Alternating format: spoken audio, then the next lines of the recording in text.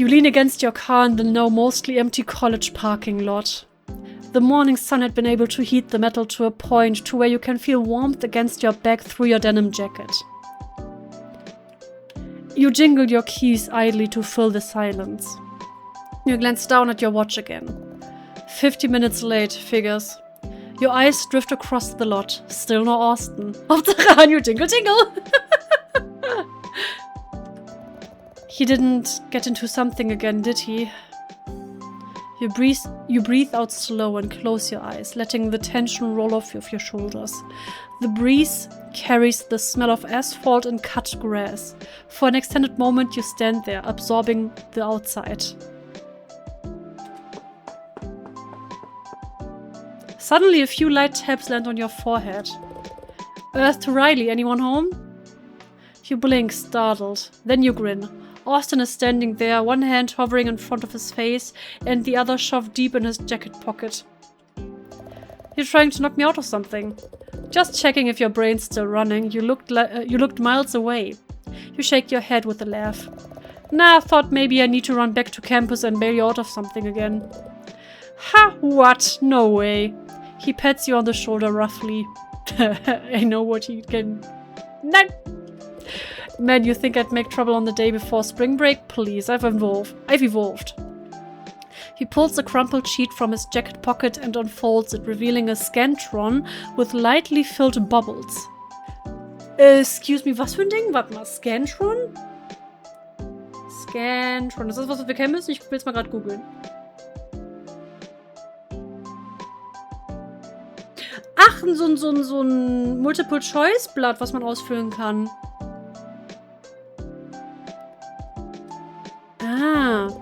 Ran into Professor Hewitt in the hallway on my way out. She goes, Austin, I was surprised to see your score that low. I told her there's no way I tanked that exam. I knew I nailed it. Guess that's what I get for using the wrong damn pencil. He waves the paper with a crooked grin. We rescanned it and boom, back to an A. Crisis averted. He stuffed it back into his pocket. Anyway, we gotta make up for lost time. Scrapyard closes at dusk and we're burning daylight here. You push off the car, your earlier tension fading. Yeah, let's hit the road. See, he's fine. Things aren't like they were back then. You unlock your car and the two of you hop in.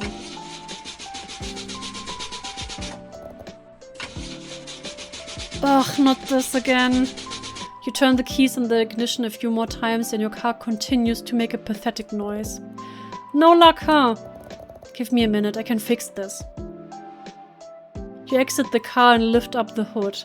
It's your dad's '69 Mustang. It certainly has seen better days, but it still works. Mostly. You ball your hand into a fist and give the starter motor a few solid hits.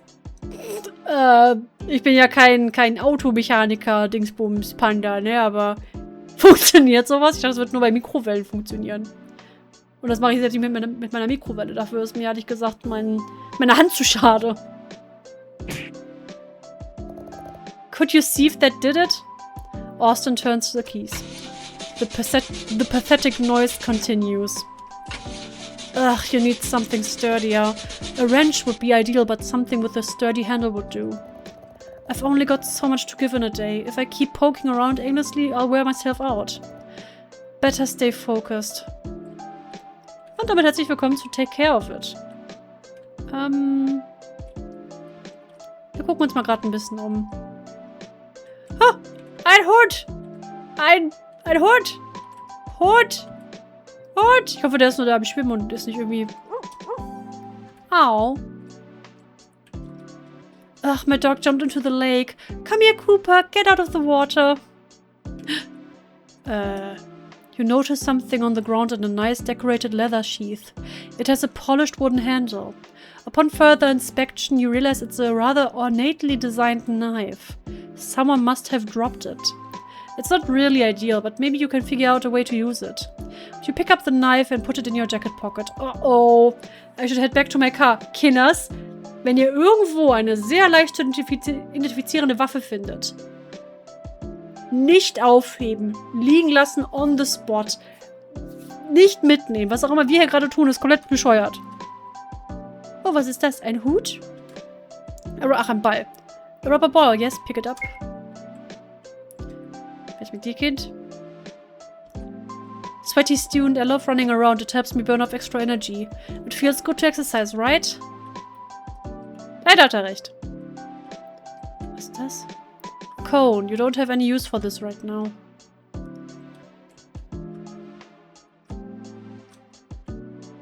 Können wir vielleicht mit dem Hund irgendwie... Throw the ball? Warte, stopp, halt, ich hab Angst. We've thrown the ball. So, warte. Yes. You throw the ball towards the direction of the dog. The dog gets the ball, but instead of returning it to you, returns it to its owner. Hey, we did it. Thanks for helping me out. Hallo, Hundi. Miau.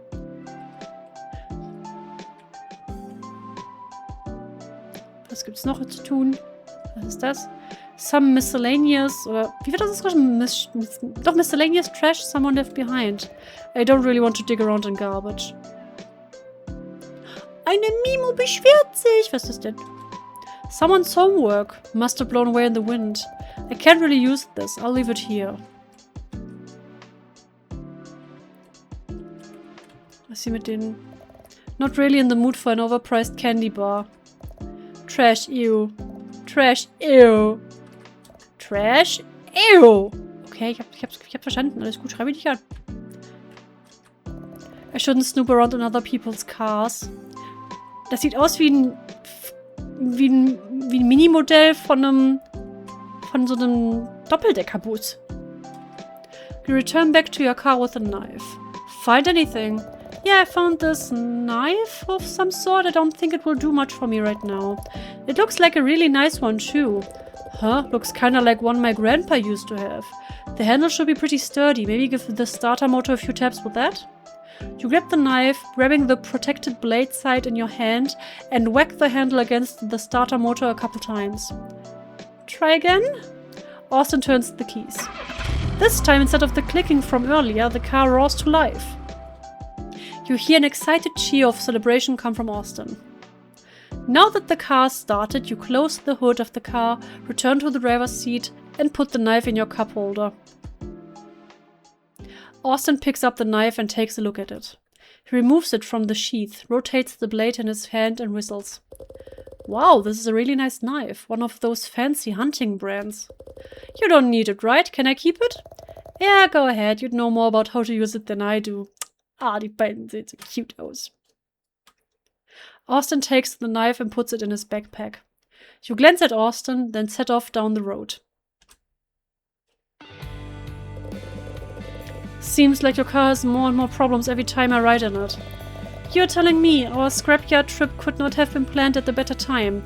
It was seriously getting dire. Speaking of, you got the directions? Yeah, I got them right here. Austin reaches back into his bag and pulls out directions printed on the library's pale green paper. The instructions say to turn right out of the parking lot. Shoot, you took a left, yeah? Take a U-turn at the next intersection. After a few missed turns, you're finally able to get back on track and onto a long stretch of road. So, my parents decided to take the whole family camping this week, starting tomorrow. Something about getting my dad and my younger brothers away from the TV for a while. Your younger brothers might be able to survive, but your dad? What's he going to do without his late-night television? I don't know, man. Maybe a week of fresh air, hiking and trying to fish without complaining will cure him from his addiction. Maybe he'll come back different. Not sure how it'll all work, but my mom swears it'll be good for them. I think she read it in a book or something. She invited me too, but personally I want to be glued to my TV. Maybe you're the one who needs a camping trip the most. Your eyes glaze over any time you get a controller in your hand. Whatever, I'm so close to beating the game I've been playing, but I can't seem to figure out the final boss mechanics. It's driving me nuts. It's like they're forcing me to buy the guidebook. That's gotta be some sort of game company marketing tactic, right? Ha ha ha! They make the game so difficult that you gotta pay for the guide so they make more money? It's gotta be. You know there's a website where there's free community guides and game resources online. Yeah, I've seen it. If I really can figure it out, I'll just look it up online. I just want to try to solve it for myself first. Yeah, I get that, I get that.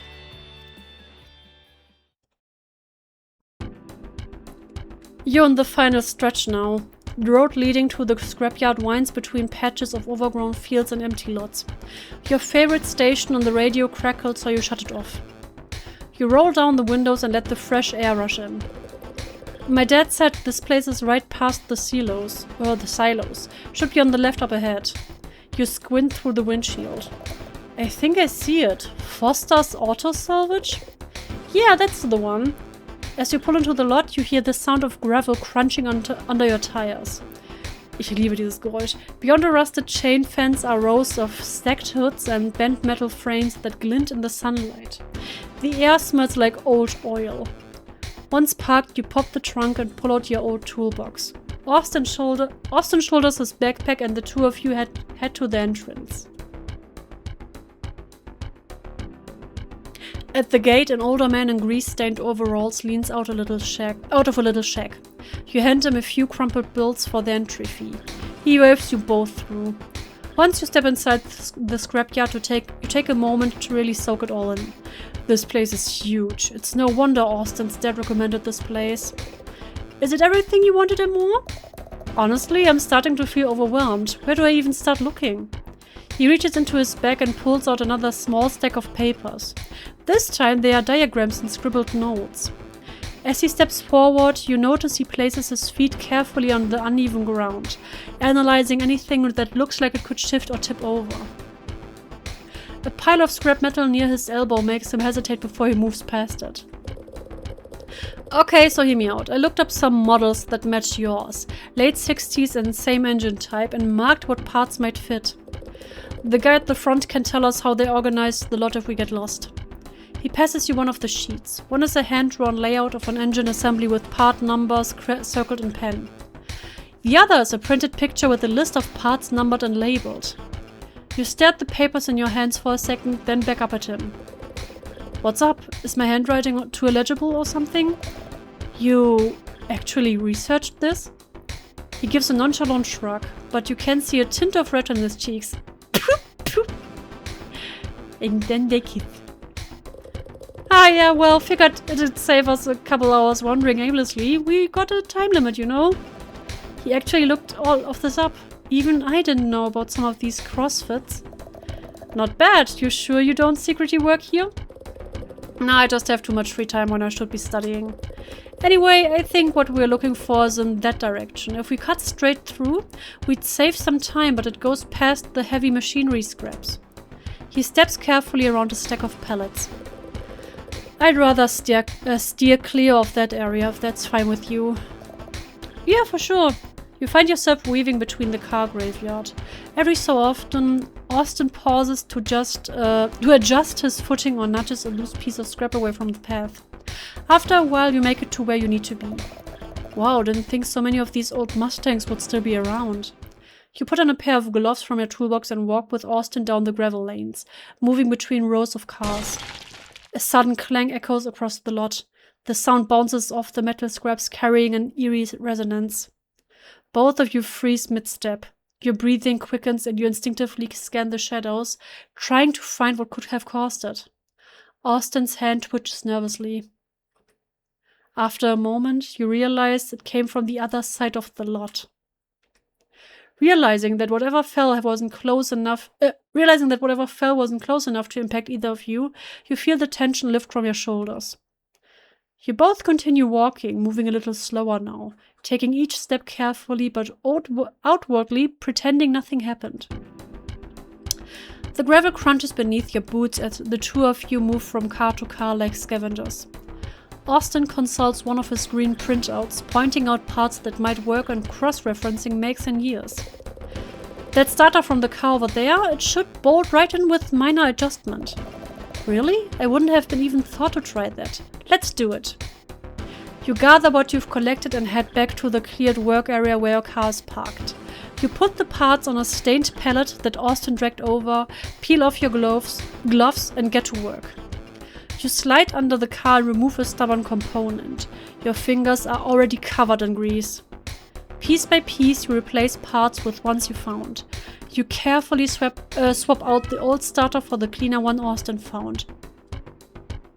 Baby! It fits snugly.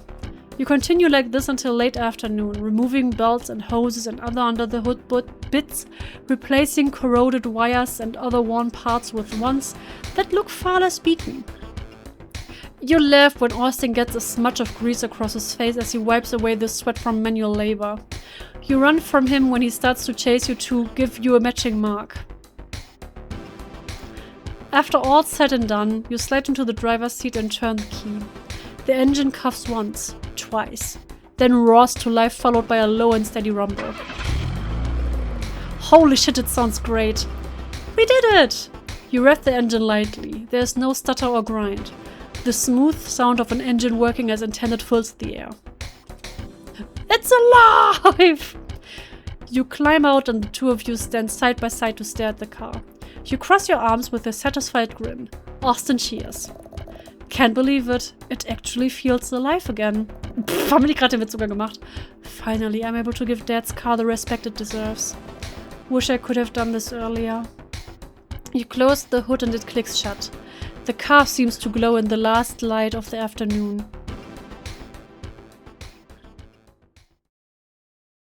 With that, the two of you hop back into the front seats. Or the back seats to do other stuff.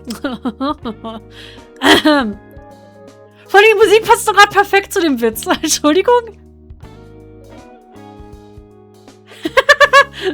The engine purrs under your hands as you pull out of the lot. Hauptsache Toshi. Ach,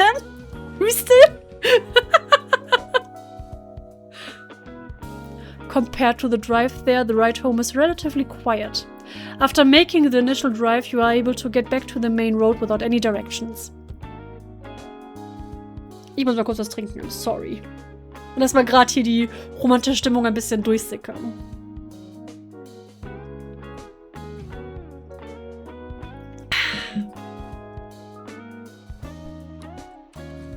It's a comfortable silence.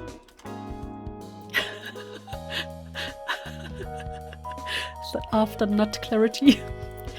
The slowly sinking sun makes the shadows begin to stretch longer across the roads, bathing everything in orange.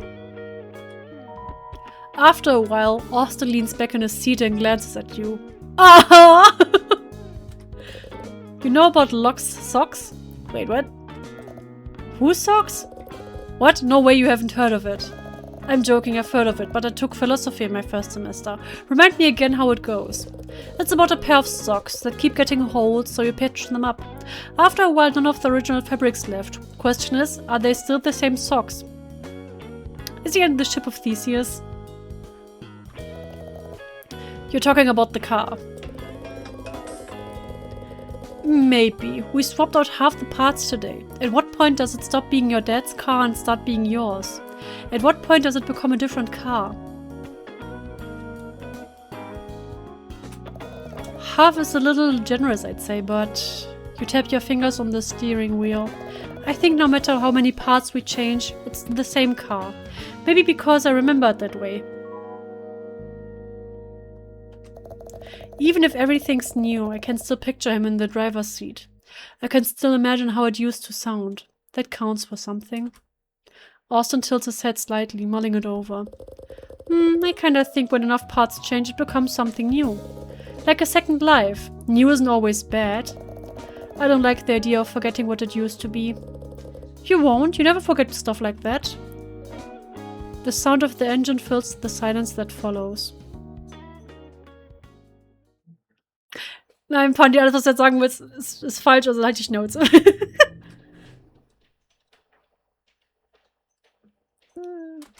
By the time you pull up to your apartment, the sky has set it into a cool blue dusk. Ich muss eben das aus meinem System rauskriegen, also sage ich Hanyu.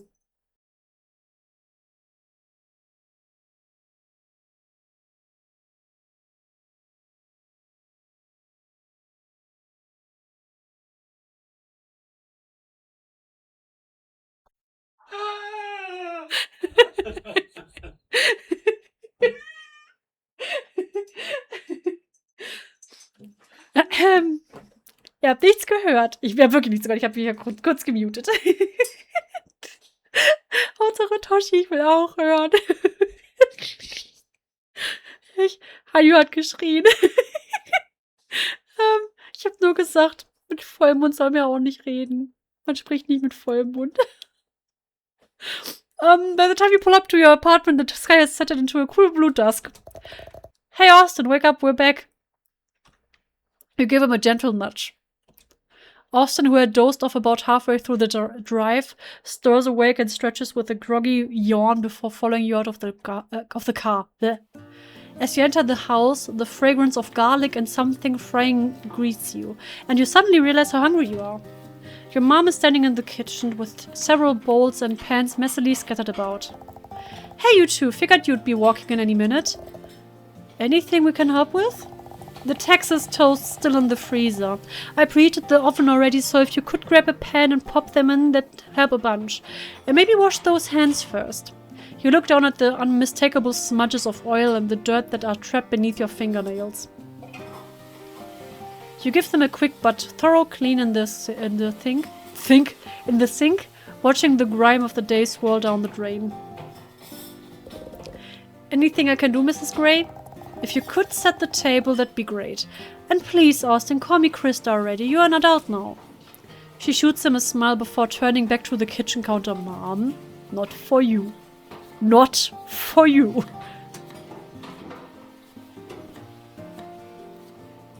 The three of you work in a steady rhythm. You're manning the oven. Austin's arranging plates. Your mom darts between pans.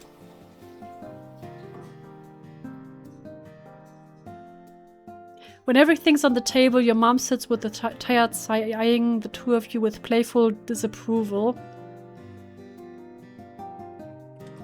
What? I'm not sure if either of you realized this, but you smell like you brought the scrapyard home with you. Grease, sweat, the whole bouquet. I nearly passed out when you walked in. So please, soap and a hot shower when you're done eating. Sorry, Mrs. Krista. That's better. He grins sheepishly and takes an enormous bite of toast, nearly choking on it. It feels weird, you know, calling you that after, what, 7 years? More like 8, actually. You boys were 13 or so? Yeah, sounds right. I think it must have been when we were 13 because I had just gotten braces. Austin finishes his food faster than anyone else, shoveling down the last portion in a way that makes conversation impossible. You manning the oven, Austin, it should have been me! What? Bitte was? Entschuldigung, was? Sorry, guess I didn't realize how hungry I was. Mind if I take a shower first? Go ahead, I think there's still a change of clothes for you in the drawer. Really? From when? He gives a small, grateful nod. From when, he says. Als hätten sie nicht das letzte Mal zusammen geduscht, Entschuldigung. Ihr braucht hier gar nicht so zu tun, nur weil Mutti dabei ist. And then he disappears into your room to grab clothes. And then disappears again into the bathroom. You hear the sound of running water through the thin wooden door. Oof, childhood friends to lovers, my greatest weakness. Ja, das auf jeden Fall. Oder halt childhood enemies to enemies who are having the sexy time to, yeah, somehow frenemies. Your mom leans back in her chair. So how'd the scrapyard go? You two managed to fix what you wanted? Yeah, mostly. We swapped out a few parts under the hood. There was the starter and then some cables. Some other parts. It should run a lot smoother now. That's good to hear. You've really kept that thing alive longer than I expected. You know, if it ever gives you too many problems, we could probably find you something decent that's used. You shake your head. It's not about that. It's not just a car to me. I know. It's one of the last things Dad ever worked on. I just want to keep it running. Feels like the least I can do. Her expression softens. She doesn't press further. She reaches over and squeezes your hand for a moment before gathering her dishes. Since I cooked, you clean.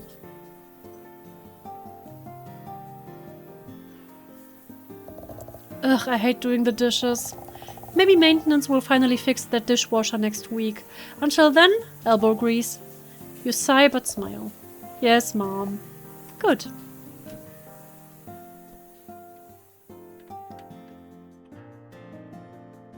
She glances toward the living room as she passes by.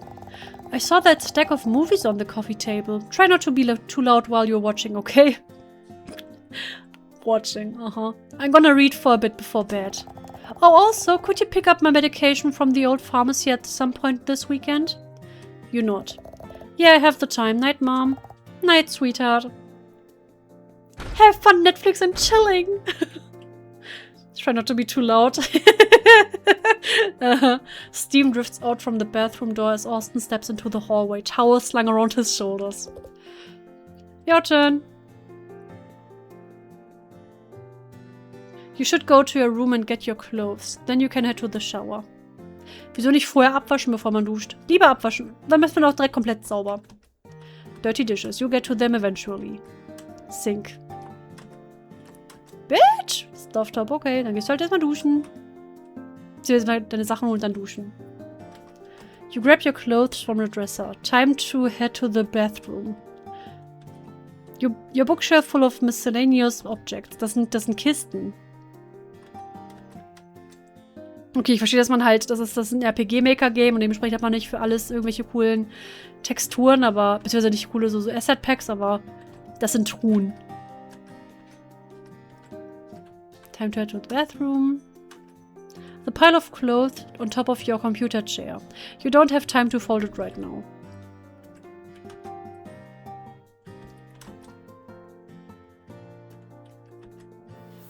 You scrub the dirt and sweat out of your hair and let your mind wander as the warm water flows down like rain on your skin.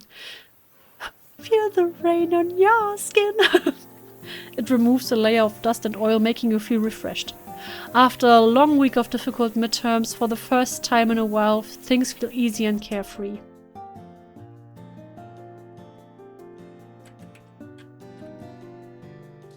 When you come back out, Austin's already turned the lights off and popped the DVD in the disc player.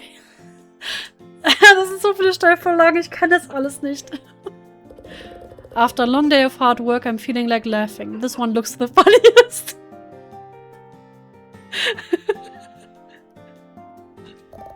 I could go for some mindless fun. Ich brauche einen Counter. I know some mindless fun activities.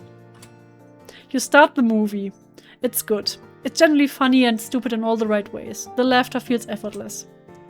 Your mom pokes her head out of a room at one point, telling you both to keep it down. Austin muffles his laugh in a pillow, and you do the same.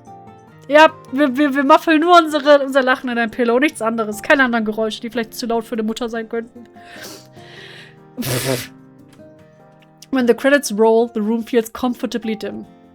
There's a warmth in the air that still lingers after laughter filtered earlier.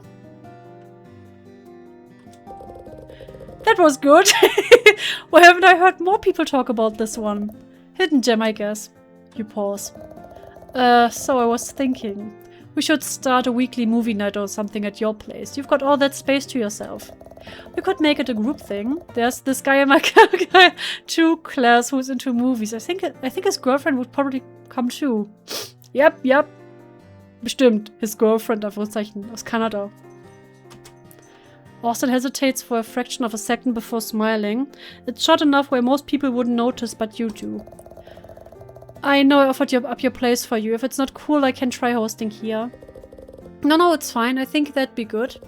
As long as they don't talk over the good parts. He leans back on the couch, eyes still on the looping title screen. No promises. You're the one who keeps quoting everything out loud. Hey, I'm just adding commentary. Director's cut. You throw a pillow at him. He catches it smirking. Assaulting your guests now. Bold move, Grey. He throws it back at you and it hits you squarely in the chest with a soft thud. The night winds down.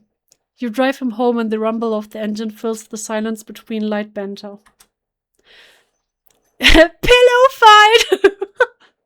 You pull to the front of his building and Austin hops out. You roll your window down before he gets too far. We still going to the hill tomorrow? Yep, I've got a good feeling about tomorrow. This will be the day we get that photographic evidence of aliens you've always been chasing. And I need to be there so I can steal some of the fame by association. You say that every time. Yeah, well, something weird will happen one of these days. Uh-oh. Yeah, I'll see you around 7. Sounds good. Later. See ya. Austin gives a lazy wave before heading toward his building.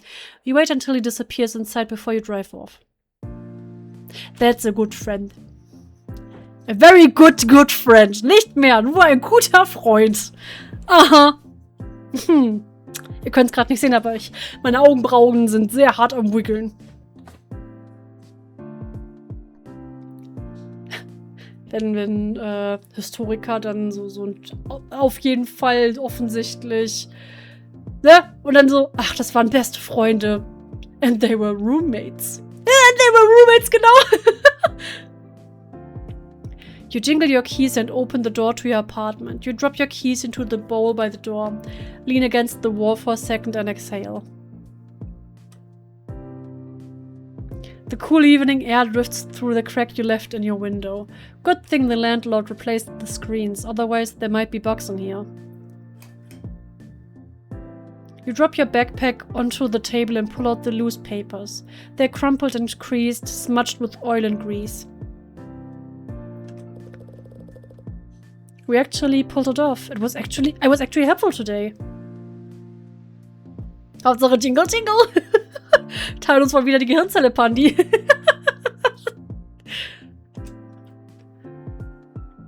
You sink onto the couch, stretching out your legs. You rub your eyes. You're fighting off the exhaustion that follows a long day. You noticed Riley's driving slowing down while you were dozing off so you could nap. Looking back now, you realize Riley was probably just as tired. And he's so handsome. That hair, that gorgeous little ass. Wait, what are your thoughts doing? Maybe you should have offered to drive. Still, it was a pretty damn good nap. You glance over to the TV. Your tired reflection stares back at you. The proposal for a weekly movie night at your place lingers in your mind. It's been just you and Riley for so long, but maybe opening up again isn't a bad idea. Bitte was? Warte mal eine Sekunde, müssen wir zwischendurch mal speichern, merke ich gerade, ne? Ist zwar nicht viel passiert, aber ich speichere einfach mal. So. Hauptsache spicy when? I don't know. A little group hangout could be fun, learning to trust other people. You pictured laughter filling the room, snacks on the table. Snacks. Yeah, it could be good. You pop down on the floor and crawl to your game console and turn it on. You grab the controller. Your game awaits. You charge into the boss room and... yeah, same as last time. Another embarrassing defeat. How did I miss that jump again? You mutter to yourself, grinning anyway. No big deal. You'll try again after you get back from your hangout tomorrow. Maybe the fresh air will help. Maybe you'll have an epiphany under the stars. You click the TV off and you take a slow breath. Things are good. Grades are solid. Riley's got your back and you've kept yourself on track. No unnecessary risks or impulsive mistakes. It feels almost boringly perfect, but it's better that way. Yeah, I've got this. You should head to bed now. Warum hat er das so komisch gesagt? Als wäre er eigentlich sehr temperamentvoll und eigentlich sehr launisch. Your computer chair, currently covered in clothing. A trash can. Your bookshelf. On it are some photographs, a few wooden sculptures you whittled, and some school textbooks. Your dresser, cheaply made, but it does its job. Your nightstand. Go to bed? Noch nicht. Warte. Ich muss noch vorher ganz kurz niesen. So. Ah, okay. A toilet. You don't have time for a bath right now. Okay, dann geht's halt ins Bett, okay. You stretch one last time and head to bed, tossing the light blanket over yourself. For the first time in a while, you feel like everything is in its place. Tomorrow, that boss is going down. You close your eyes, sleep comes easy. When you finally stir awake, the light in your room has already shifted to the warm tones that come around 1 in the afternoon. Seems like the toll of midterms finally caught up with me. You had played off the car diagrams like they were nothing, but that wasn't really true. You're not exactly an expert in cars, and trying to figure out which parts could be swapped out, then drawing up diagrams for all of them, felt like you signed up for a mechanics exam. Willkommen zurück an you! On top of the 3 other tests you already had this week. But it seems like all that studying and sleepless nights paid off. Based on his reaction yesterday, you passed this voluntary exam with flying colors. Gute Freunde, nichts weiter. Nur gute Freunde, natürlich. You're pretty sure you passed the other 3 as well. You smile, stretch, and look around. You quickly go through your mental checklist of things you need to get done today before Riley gets here. Make your bed, eat something, sort laundry, get ready in the bathroom, clean off the dining table. You make your bed. Time to sort laundry.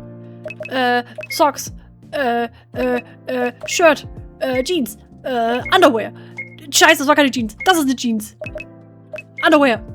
Wow, you correctly sorted 6 pieces of clothing and you incorrectly sorted 1 piece of clothing.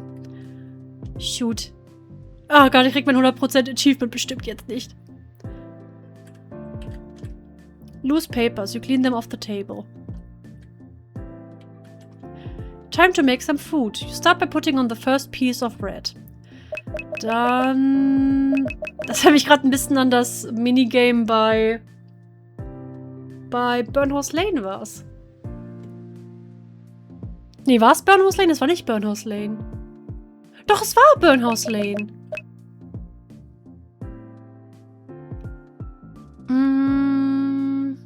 Wir fangen mal an mit Meat, Cheese, Tomato,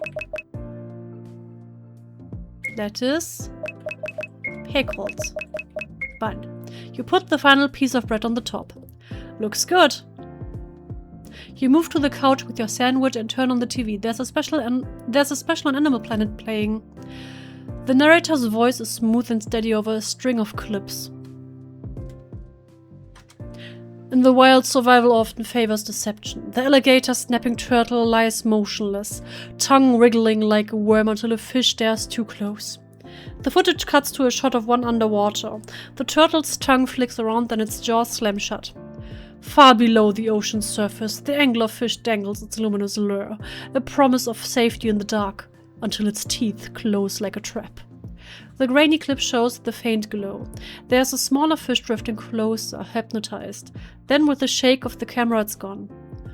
Others rely on mimicry. The orchid mantis, its body indistinguishable from a flower, waits still and silent until an unsuspecting insect lands within reach. On screen, the mantis strikes. It folds its prey away in its arms. Cool.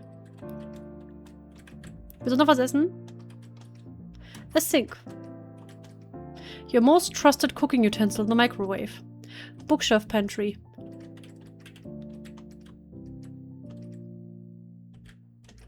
Time to get ready for the day. Brush teeth. Brush hair. That's so freaking cute. Change clothes. Well, that's everything. After sleeping in and spending time doing chores around... Hier ist eine Motte. Ah, nee, ist so eine kleine Mini-Fliege, ich wollte gerade sagen. After sleeping in and spending time doing chores around the house, it's already about 3 p.m. I still have a good chunk of my afternoon left. What should I do? Without exams and classwork hanging over my head, I almost feel a little aimless. There's that RPG I haven't touched in a while. Maybe I should start a new game. I'll only play for 30 minutes, and then I'll do something else. The screen flashes on, and you press new game. 8 hours later. It's only when the victory jingle of leveling up fades that you realize 30 minutes somehow turned into a few hours. Uh-oh! The golden light of the sinking sun streams into your apartment. Did that much time pass already? Riley will be here any minute. I should meet him downstairs. Head out? No. Warte. Your dresser. Cheaply made, but it does its job. Your bookshelf. Photographs. You sorted 6 pieces of clothing and were able to blah blah blah blah.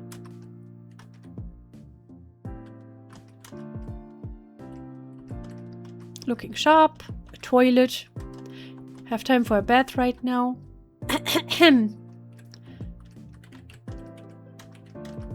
Okay, wir können gehen. You head down with your backpack and meet Riley at his car in front of your apartment.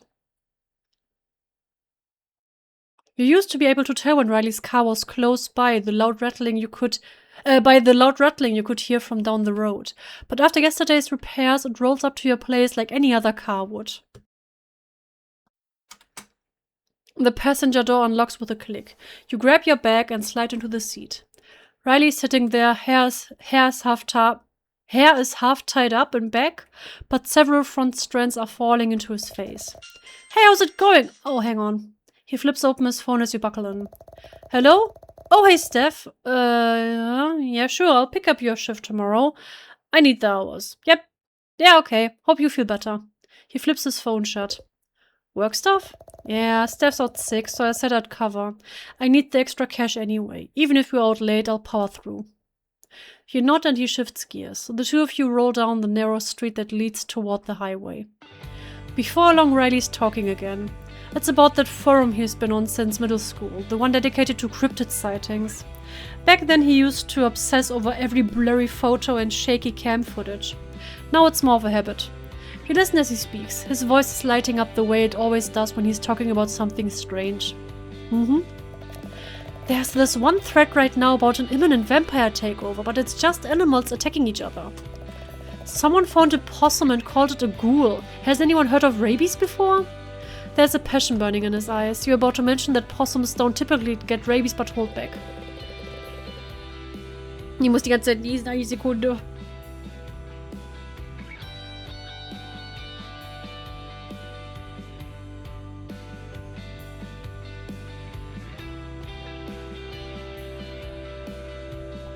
Let me guess, it's the same people who thought the last president was a lizard in a suit? Exactly. Honestly, I think half of them are bored kids with too much free time. Or really committed trolls. They might have been onto something though, he was kinda green in photos, right? The both of you laugh. I haven't checked in a few days. I stacked all my laundry on my computer chair and told myself I need to fold it all before I can use the computer again. The dreaded laundry pile. I actually got through mine this morning. Outside, the trees grow denser, the road narrows, the radio static now. Riley shifts gears and the car climbs a gradual incline. You know this drive by heart. You've ridden it enough times to trace the curves in your sleep. The both of you say you're out here to chase proof of aliens, but you're pretty sure Riley doesn't believe that anymore. Not like he used to anyway. These days, trips like this are an excuse to get away from everything for a night. A night? A night of what? A night of passion, maybe? College is a pain in the ass, and decompressing under the night sky feels right. Besides, there isn't much to do in the town when fun means cheap bars and overcrowded house parties. There's other types of fun. You became because he asked, because he needed someone to believe in him. Even if you didn't really believe in any of it. You watch the headlights sweep over the empty road ahead. Riley turns down an unpaved path. The car rumbles beneath you. The two of you always called this place the Hill. It's nothing special, but it's high enough to see the distant tree line and an obstructed view of the sky. Out here, far from the noise and glow of nearby towns, the stars felt closer. The phone signal was bad out there too, so while the two of you hung out there, it felt like the world became just the two of you and the unending stretch of space. Ich sollte mal vielleicht gerade mal kurz ein bisschen speichern. So. By the time you reach it, the sun dipped low behind the tree line. We made it, finally. Of being passionate roommates. A few broken fences lean in the distance, remnants of whatever plans someone once had for this place. Whatever it was meant to be was abandoned a while ago. The car engine sputters, then quiets down. You sit there for a moment and listen to the tick of cooling metal. A wave of satisfaction washes over you when you realize the persistent rattling that had been there is gone. Austin hops out first, stretching his legs. You hop out too. Hey Riley, come take a look at this. You had just grabbed your camera back out of your car when Austin calls out. You turn your head to look. He's crouched low in front of your car, his large backpack on his back bulging up, making him look like a weird turtle. At the tip of a leaf on a particularly tall weed sits a snail. Although it didn't look like any snail you've ever seen before. Oh oh, ist das nicht dieser Parasit? Wart mal. Oh oh, oh oh. Its eyes are swollen, pulsing with strange colors you can make out even in the fading dusk. How did you even see that? And ew, what's wrong with it? Gross. Parasite, I think. I saw it on Animal Planet once. Makes them crawl into the open so birds will eat them. He plucks the leaf into his hand, sets it on the ground, and presses his heel down once. The snail is crushed instantly. It's a puppet for the thing in it at this point. Best to kill it before it dooms others. He wipes the sole of his shoe in the grass and grabs the lawn chairs from the back of your car. I mean, he's kind of right, but ew.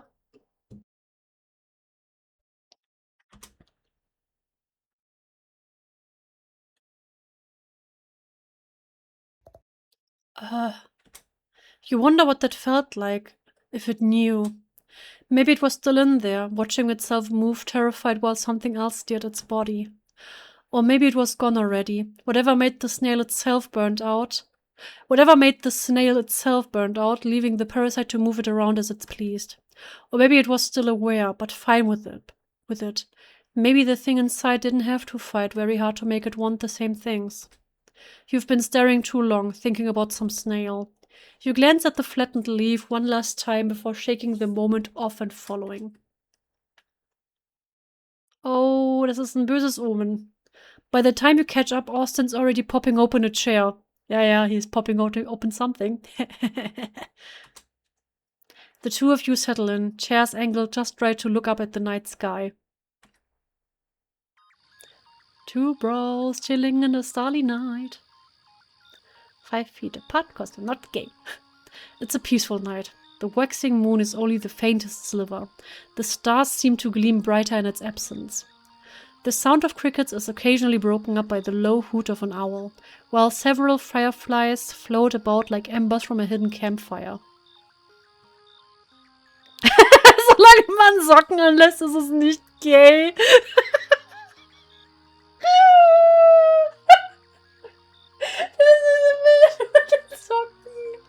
Ich weiß, wie man das immer kriegt. They do be popping around. Ohne Witz, wenn das nicht zu was wird, dann muss ich was schreiben. Dann muss ich was schreiben, damit es was wird. The sound of crickets is occasionally broken up by the low hoot of an owl. Das habe ich schon gelesen. You'll get your photo tonight. I have a good feeling about it. You said that yesterday. Pass me a soda, would you? Austin laughs and reaches into his bag, pulling out a can. He tosses it gently towards you. Ha, yeah, but hey, if I keep saying it, and when it does happen, I can say I told you so. Well, according to the forum, there has been an uptick in UFO sightings. See, let's stay optimistic. Die sagen im Englischen UFO, nicht UFO, sorry. And when the aliens swoop down to probe your ass, I'll distract them so you can get the shot. I'm the only one who can probe your ass. How exactly are you planning to distract them? Offering your ass instead? Ah, guck mal! Switcher! Didn't really think that far ahead. Well, maybe on second thought we can play rock, paper, scissors and the winner can take the photo. Austin smiles sheepishly.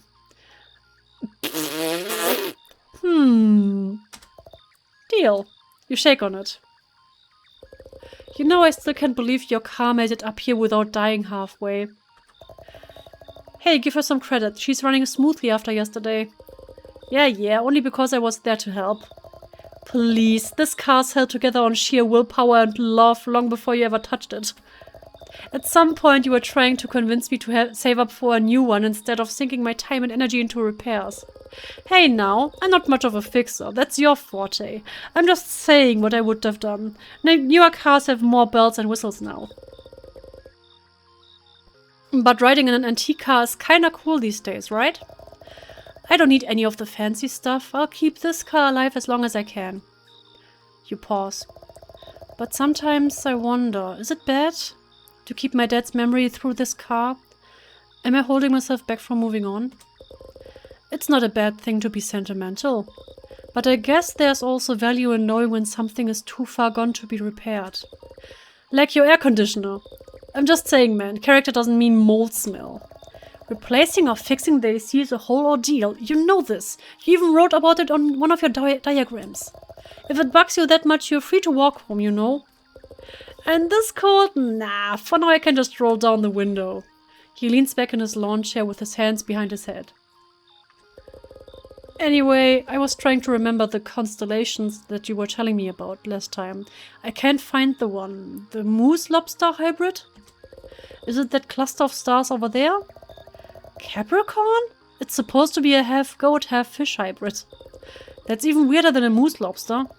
Is it really? And also, it's not even visible this time of year. You look at the cluster of stars Austin is pointing at. I don't think that's any particular constellation. Okay, well, whatever. When was the last time anyone made a constellation? It's about time we add a new one. I vote lobster. Big claws, little antenna. The new noble creature of the cosmos. Ah, yes, the ever-lovable space crustacean. Maybe lobsters are from another planet and we've been eating aliens this whole time. Dude, I gotta let the people on the forum know. This is huge. Ich meine, theoretisch auf dem Papier sind Hummer unsterblich. Das Problem ist halt nur, je älter sie werden, desto mehr Energie verbrauchen sie beim Molden, also beim halt alte Schale abstoßen und neue Schale wachsen lassen. Und irgendwann ist das so anstrengend, dass sie sie nicht mehr machen können und sie verenden halt in ihrer Schale, in ihrer Hülle. The more you know. It feels good to laugh together like this without a care in the world. You bring your wrist close to your face and take a look at the watch. It's been about 2.5 hours, maybe more. I think that's enough mythology for one night. Got work in the morning. You ready to pack it up? Yeah, I'm good. The alien photo will happen next time for sure. Or we can go to the grocery store and you can snap a picture of the lobster tank. Did you ever hear that they can't die from old age? That sounds kinda like... Hab ich das nicht gerade erzählt?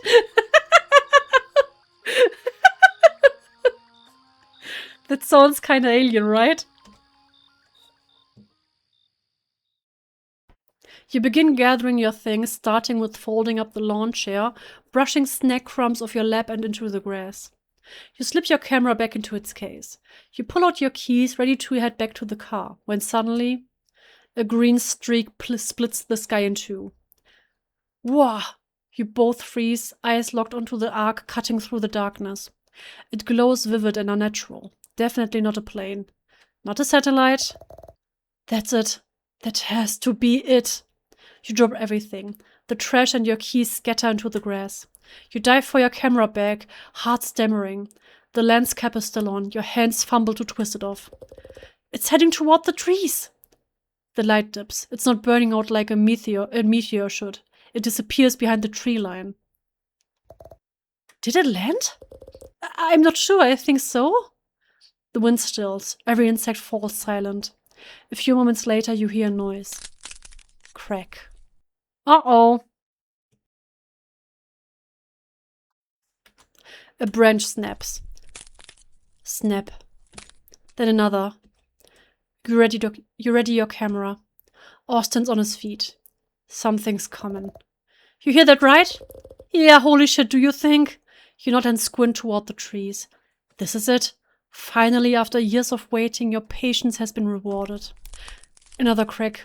Closer. A dark shape barrels out of the underbrush.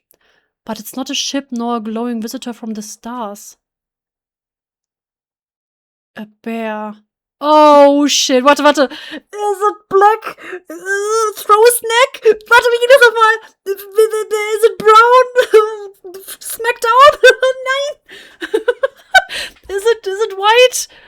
Fight? Oh shit, die Augen. A bear. Everything in you seizes. No, come on. Your breath catches as your hope deflates. Of course, it's just an animal. Not a spaceship or anything supernatural, only a goddamn animal.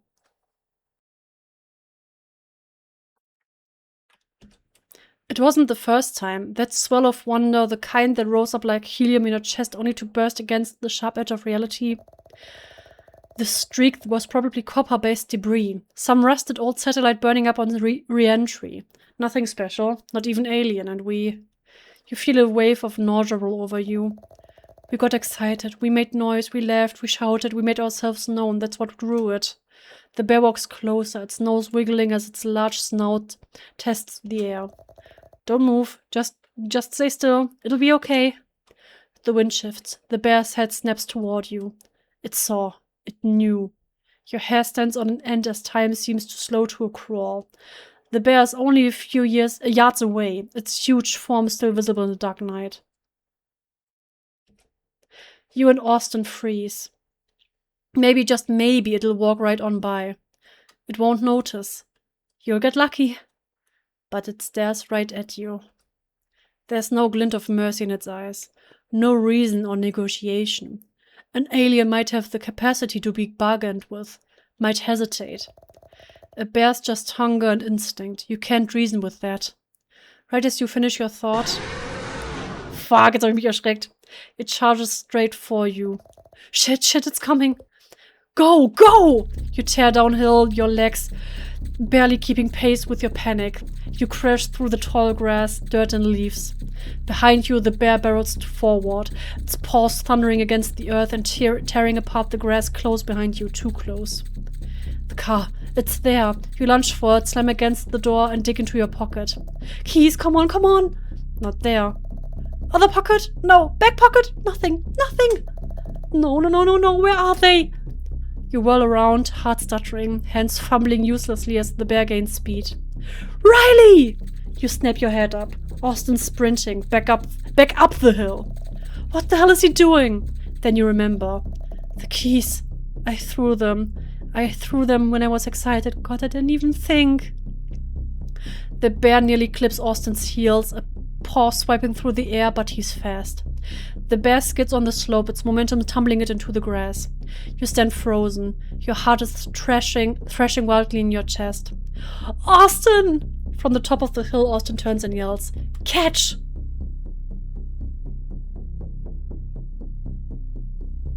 You see the glint of silver cutting through the dark. The keys spinning. Time slows. They arc through the air like another shooting star. You blink. They disappear into the darkness. No! Where did they go? Where? You hear them fall somewhere in the grass in front of you, swallowed by the night. The key landed somewhere in the grass. You have to find them fast.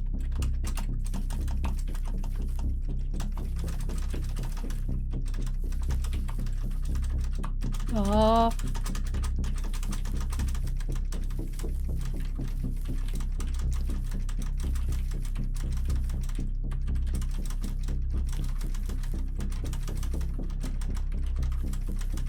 Oh god. Quiet, keys, okay. You slam the door shut and jam the key into the ignition with shaking hands. The engine roars to life. The headlights illuminate the grass in front of you. Through the glass, you see that Austin doesn't make it. Austin! He trips. He goes down hard, legs folding under him, arms flailing. The bear catches him at the base of the hill. A blur of fur and muscle slamming into him like a car crash. No. One paw comes down on his back, pinning him. Austin kicks and thrashes. His hands claw at the ground. You see the bear's jaw unhinged unnaturally before he bites down into Austin's shoulder. No! You see his mouth open and a scream pierces your ears. His body jerks, blood sprays in the grass. I have to do something. Your hands are clenched around the wheel. The headlights slice across the hill, catching the glint of blood and the wild thrashing of movement. Drive, get to service. I can call someone. I can send help. That's smart, that's rational. But he's still moving. You can see his arms clawing at the ground as he tries to crawl, even as the bear lunges again. Am I going to leave him? No, I should do something. I can't just sit here while he gets torn apart. Your hand hovers over the gear shift. You don't even know what you'd do if you went out there. Fight a bear with your fists, get both of you killed. He's dying right there, right now. Another scream, weaker this time. Move, Riley, move! The wheel is damp with sweat under your hands. The car idles. You sit in the dark, the engine ready, the road open, unsure. Outside, Austin is still fighting for his life. Austin is still out there. You made it to the car. He didn't. Do you run and get help? You'd have to drive at least a mile back towards town to get any signal. Or do you go back for him? You'd have to carry Austin back to the car while trying to not get killed. Ich will speichern. Oh mein Gott, ich hab nicht gespeichert. Wir helfen Austin. Wir helfen Austin. You don't have any weapons or methods of defense. Are you sure?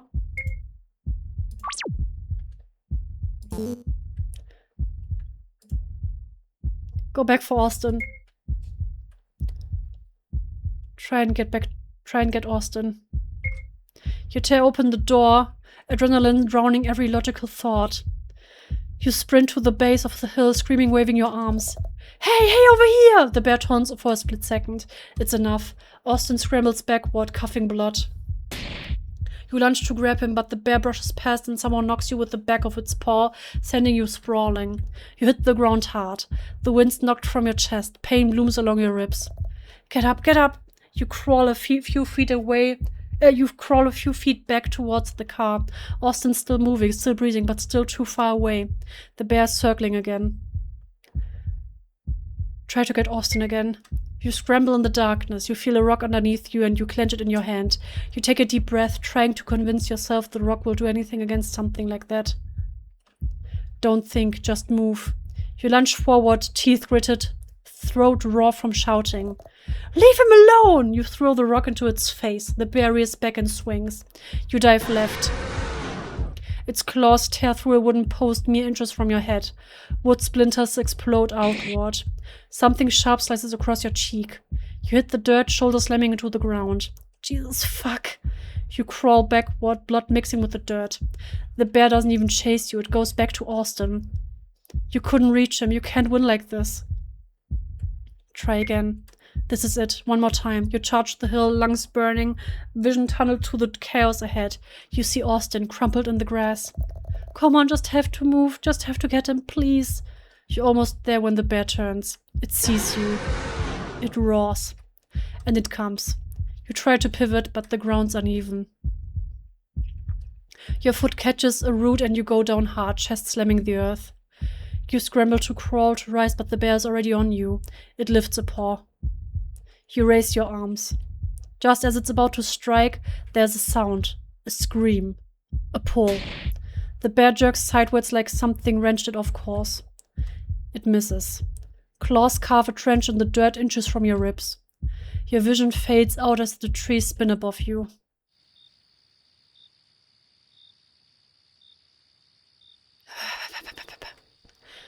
The world is dark. You feel like you can't breathe. Your mouth tastes like blood and a sharp pain shoots through your arm. Everything is distant. You blink your eyes open, trying to focus. Your head pounds. You shift. It's like your limbs don't belong to you anymore. You try to lift yourself, but your ribs scream in protest. Your chest feels like it's caving in. What happened? Slowly you push yourself up.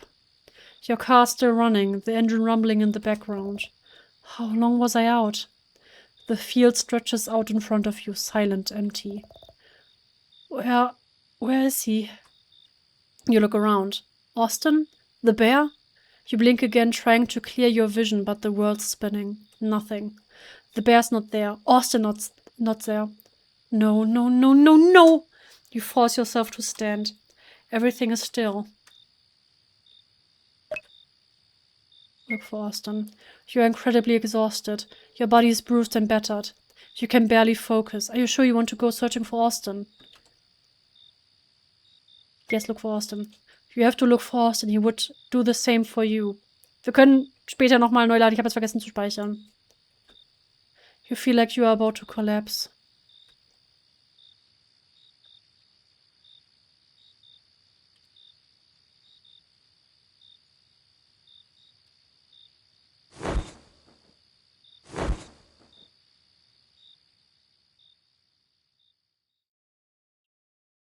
You wake the moment someone touches your arm.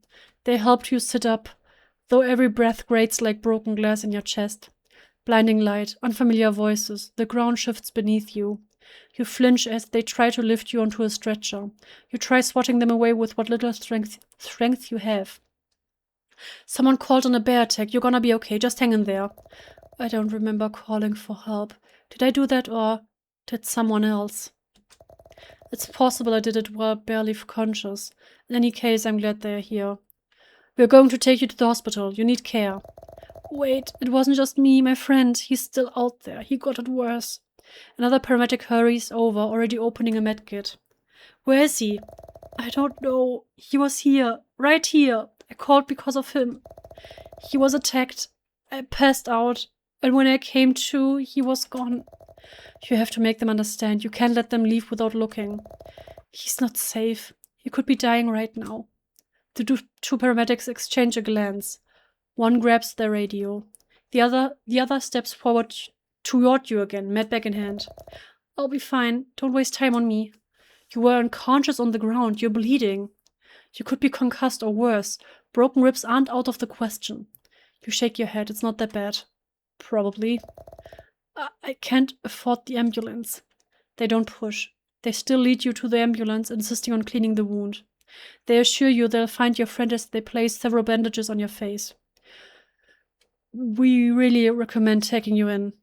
Adrenaline can hide more damage than you think. You shake your head again. There's a pause. The paramedic squints at you. A sharp inhale and a quick sigh. They hand you a refusal of care form. Your fingers barely hold the pen. Their signature looks like someone else's. Can I help look for him? Honestly, it's best if you didn't. It's safer if you're not out here. They'll keep searching. You hesitate. Is there really nothing you could do to help? You stand, swaying slightly. You should have someone come get you to drive you home. You wave your hand dismissively, then turn and walk to your car, leaving the lights behind. You drive. The woods blur past, shadows caught in your headlights. Back there, sirens, radios, and flashlights sweeping through the trees. You were in the way. Oh!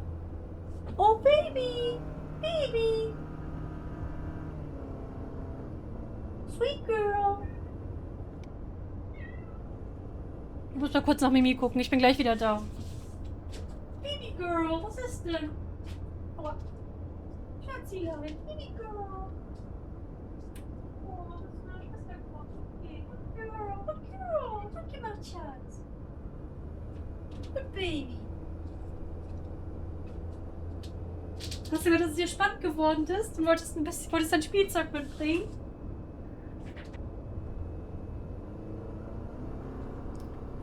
You were in the way. They told you to go home, to wait. So you left. They're going to find him. He just ran. He's hiding. Hurt maybe, but alive. Your hands are locked around the wheel. Your knuckles are pale and stiff. Hi, Mimi. Hi, Baby. Willst du auch ein bisschen die Geschichte mitverfolgen, mein Schatz? Hm? Willst du ein bisschen die Geschichte mitverfolgen?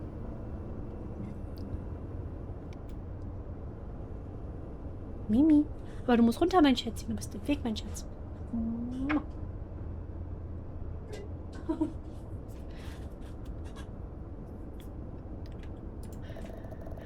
I'm sure he got up. He's smart. He knows how to hide. The car engine rumbles as the road dips and curves. You haven't blinked in a while. They'll find him before morning. They have to. You don't just vanish. They'll call. As soon as they find him, they'll call. The forest presses closer around you. Tall trees lean in as if threatening to swallow both you and your car whole. Up ahead, a deer steps out onto the road. You don't slow down. What? It stares at you, then bolts. You keep driving. Tomorrow he'll be fine. Cold, maybe scared, but fine. You glance at the passenger seat. You look away. You eventually make it home.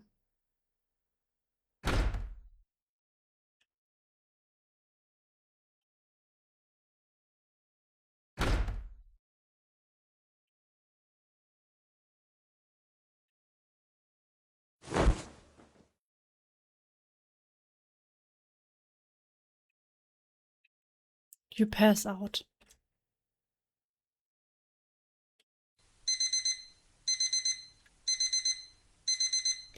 Your alarm wakes you. You shut it off. Shit. You're supposed to go into work for a morning shift. You wonder if they found Austin. You give the police a call. The phone rings too many times before anyone picks up. Your voice sounds rough when you speak. You explain the situation again. The dispatcher listens. The sound of typing in the background, keys tapping without urgency. They tell you the search was called off overnight. Too short-staffed and dark. He's still out there, though. We understand, sir. The team will be out as soon as they can. You hang up.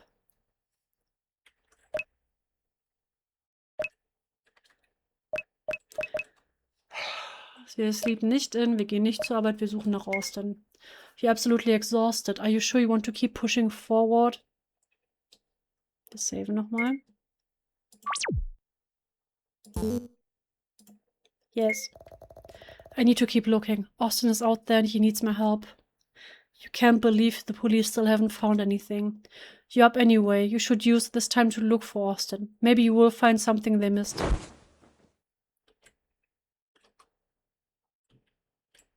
Jetzt sollen wir kurz mit unserer Mutter sprechen. Look in mirror. Damn, I look like shit. No chance. In the medicine cabinet is your mom's well-stocked first aid kit. Tend to your wounds, you feel a little better.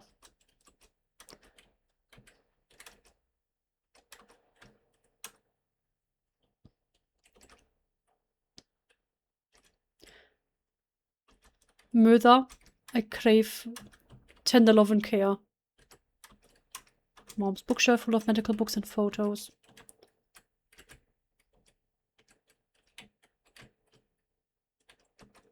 Family photo mom keeps by her bedside. Vielleicht sollte er noch eine Kleinigkeit essen, wenn er kann. Eat, yes. Your mom left a bowl of soup in the fridge with plastic wrap over it. You take your food to the table and take a few moments to eat it. You have a little more energy after eating something. So. Wir haben gegessen. Unsere Wunden ein bisschen versorgt. Schnell weiter. There's a note on the door. It was left here by your mom. Doctor sent my meds to the old pharmacy. Can you pick it up? Thanks. Your mom must be pretty low on her medication. You should try to drive out the pharmacy at some point.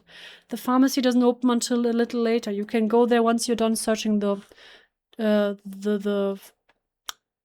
Ich habe natürlich nicht das letzte Wort gelesen. You're searching the lands, the forest, keine Ahnung. Möser hatte einen knochenharten Tag. He's the love of our life. Of course we'll look for him. The Hill? Hill! Ach, danke schön. Danke, Leute. Ich habe das letzte Wort nicht gelesen. Danke. Gut, dass ihr mit aufpasst. Leave the house? Yes. You shoulder your canvas backpack and head out.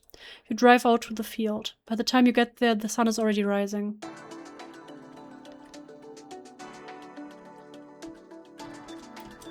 Police officer, if you see anything, clothing, blood, anything out of place, let me know, Officer Bloor know immediately. Some bugs scurry out from the grass as you look. One of them crawls up your finger and you quickly shake it off. Ew.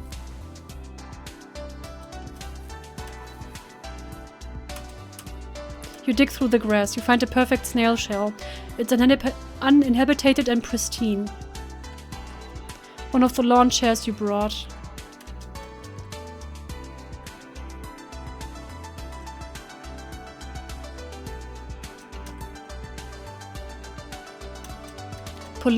Things are constantly changing around here. Time of day, day of the week, stuff's always moving in and out. Makes it hard to search, but don't worry, we will find your friend. You said he ran this way? Damn, these woods go on for miles. One of the lawn chairs you brought.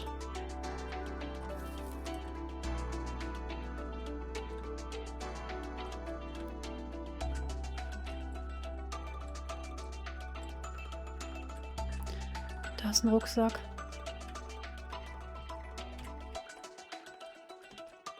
You look at the fence. It's far more rusted and worn than the last time you saw it.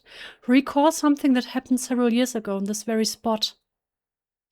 The path through the woods is slow going. It's overgrown. All roots and burrs that stick to your jeans. You're halfway back from the field, the sun already low when Austin stops and points ahead. You'd come out here chasing a lad on the forum you lurk.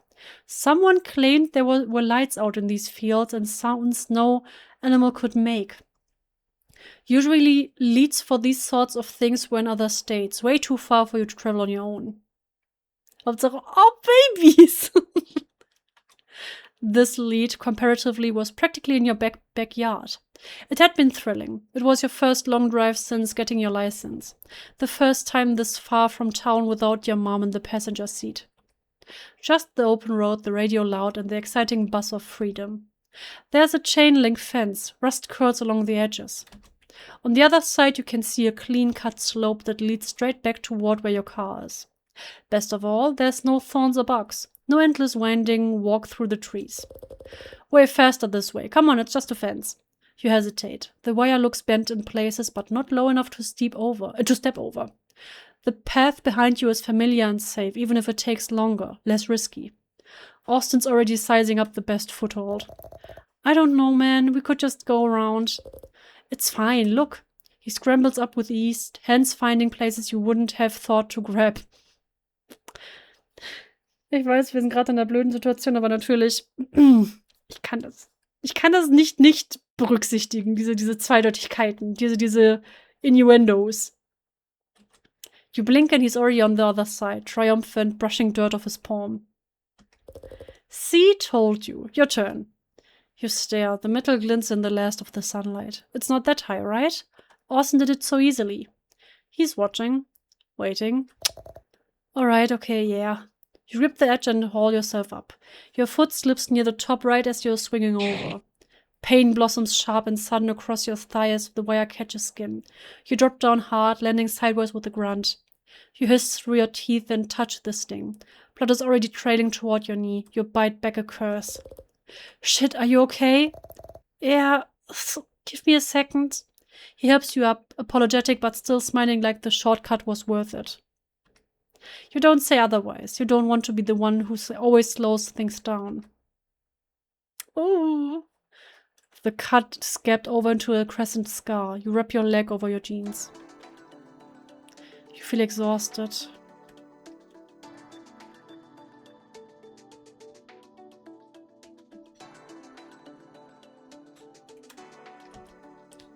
It's Austin's backpack. How did the search party not find this? Or maybe they just didn't think it was important enough to pick up? You shove the contents of his backpack into your own. Don't worry, kid, we're not giving up. Every set of eyes helps. You feel like you are about to collapse.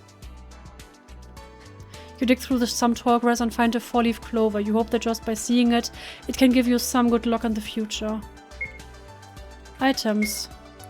Candy bar. A chocolate candy bar is not very filling. You take a second to snack on a candy bar. You don't feel much more energetic, but it's better than nothing.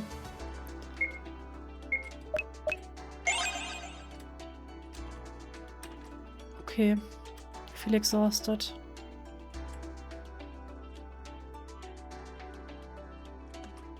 A heavy barrel. Looks like it could float in water.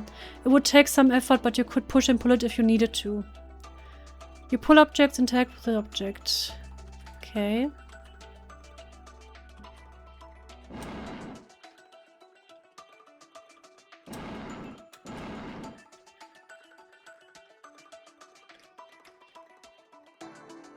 You feel like you're about to collapse. Oh shit, das hat er gemeint mit... It looks like you could float in water.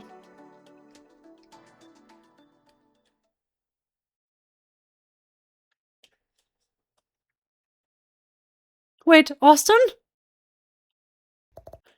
Austin?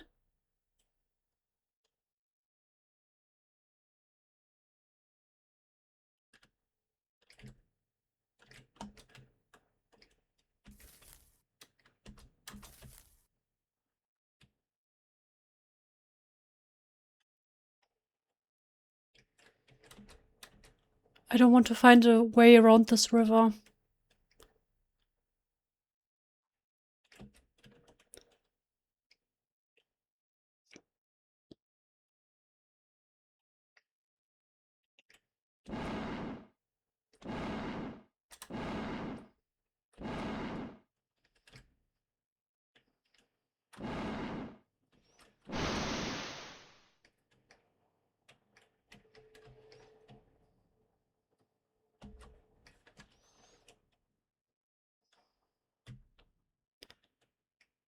Verdammte Axt.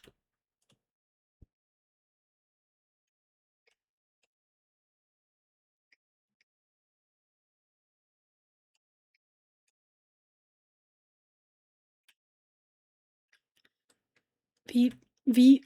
Ach, warte, ich kann das ziehen. Okay, warte.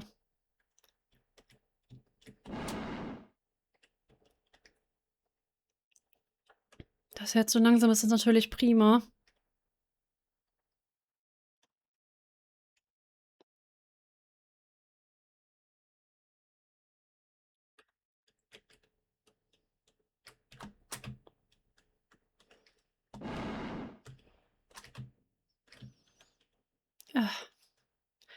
Ich kann mir nebenbei auch die Kuh angucken. Aber nur so zum Spaß. Die Kuh macht. Mö. Take your mind out of the gutter. Entschuldigung, ich hab gar nichts gemacht.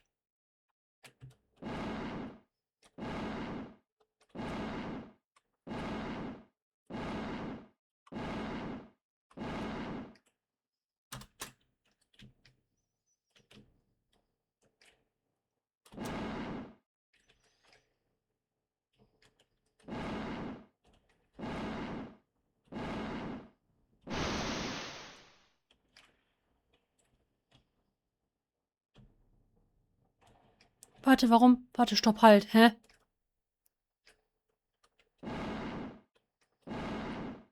Daraus gucken wir uns erst an, wenn ich hier ready bin.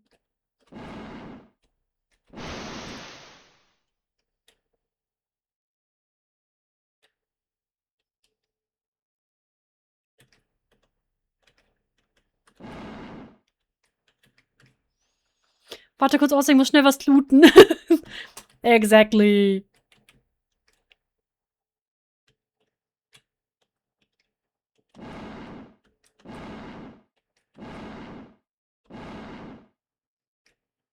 Es wäre nicht da, wenn es nicht wichtig wäre.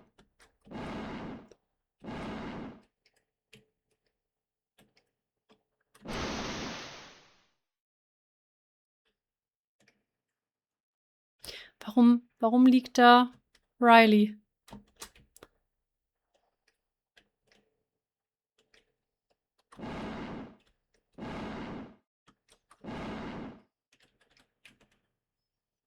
Nicht so nah. Jetzt schreien wir wieder irgendwas. Nicht so nah.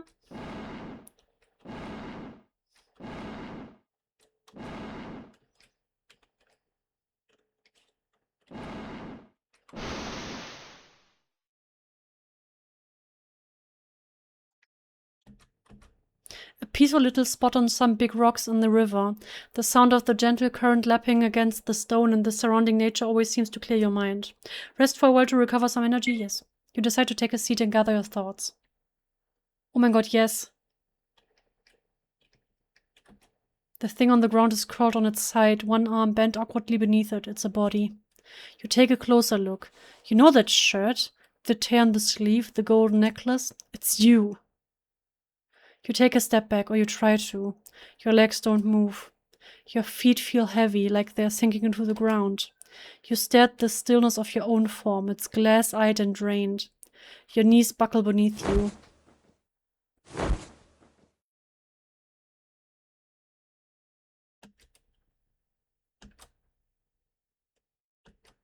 You fall unconscious for some time. Despite passing out, you hardly feel any more rested, and you lost a good chunk of time. There's nothing there. You pull yourself up from the ground. Looks like the afternoon's already over. I've been walking around for a while. What should I do with my evening?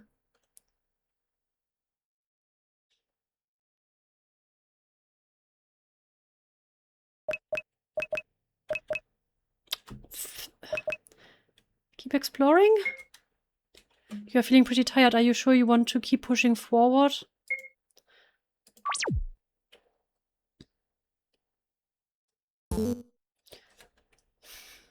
Yes. If I leave now, I might miss something. The first 3 days of a missing person are the most crucial. It's better to keep searching.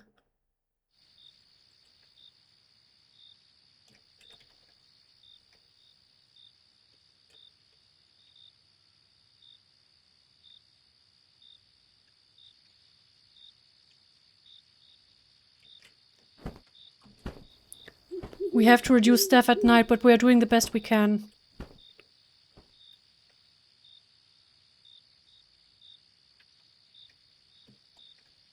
Oh boy. Wenigstens haben wir uns ein bisschen ausruhen können. Ich dachte gerade, es wäre kompletter... Och nee! Jetzt mache ich doch keine Labyrinth-Scheiße. Spiel! Was bist du denn für ein Aseligen? Was ist das bitte für eine aselige Aktion hier? Toll. I feel exhausted.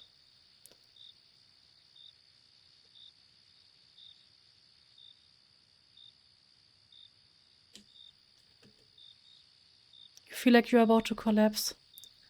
Und natürlich ist da jetzt fucking Ziege. The goat won't budge. Maybe if you feed it some flowers, it'll listen to you and move out of the way. It looks at your measly bundle of flowers and turns away. Looks like it wants more. Wait, what? Toll. Toll. You fall unconscious for who knows how long. It's so dark outside. You wake up and manage to drive yourself home.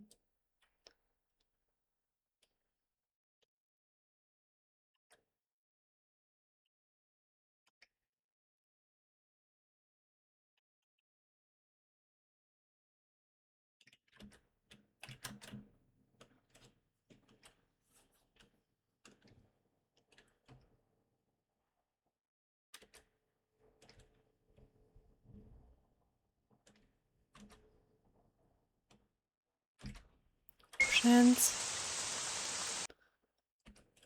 Look in mirror. Damn, I look like shit. Toilet.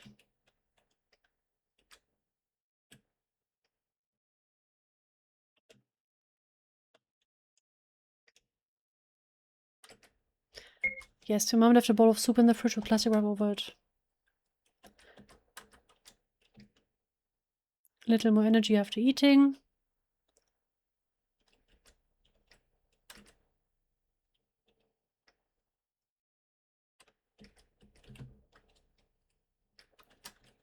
My bookshelf for medical books and photos. Stack of paperwork. Wo war nochmal das mit dem Medkit? Hier im Dings, ne? You used a decent amount of the kit. You should ask your mom to restock it when you get the chance. Shoot. Ey, eine Sekunde.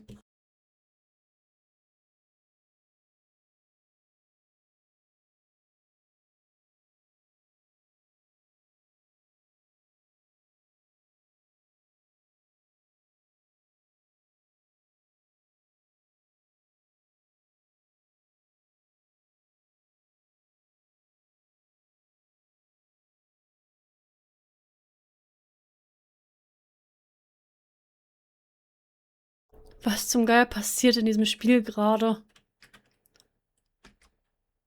Ich habe das Gefühl, egal was ich mache, ist alles irgendwie falsch.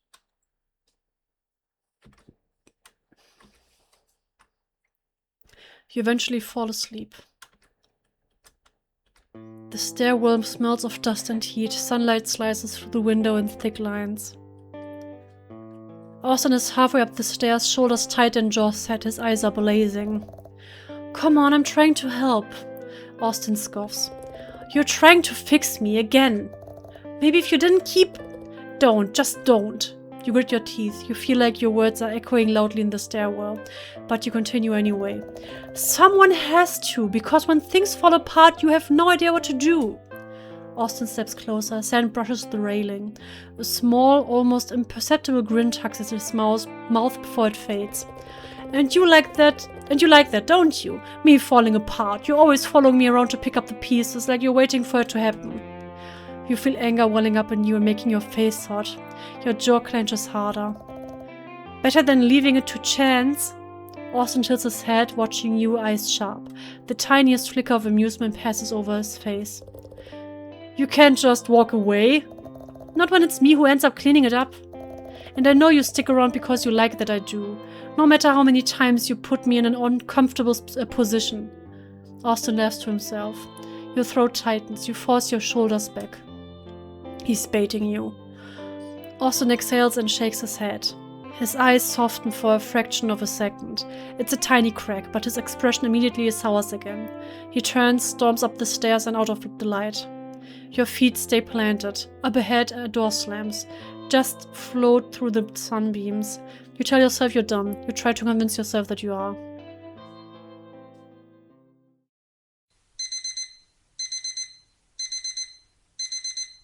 Your alarm wakes you from your dream. You shut it off. Why are you remembering this now? You try to shake off the feeling of unease and force yourself to sit up. You have another shift today. You wonder if they found Austin. You give the police another call. You call the non-emergency number and they tell you they haven't found anything yet. They will give you a call if they do. Eigentlich müssten wir weiter nach Austin suchen. Ohne Witz, ich würde einfach anrufen und sagen, ey, ich kann nicht zur Arbeit kommen, mein bester Freund ist verschwunden und ich suche mit ihm, ich suche mit nach ihm und wenn ihr mich deswegen feuern wollt, schön, mir egal. Ich suche mir eine andere Stelle, fickt euch. Ich soll mal die andere Olle mal ein bisschen übernehmen und mal ein bisschen die Shifts abdecken.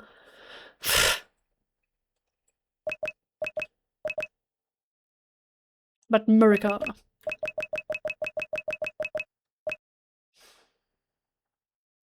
Wir suchen weiter nach Austin. You're absolutely exhausted. Are you sure you want to keep pushing forward? Yes. I need to keep looking. Austin is out there and he needs my help. You can't believe the police still haven't found anything. You're up anyway. You should use this time to look for Austin.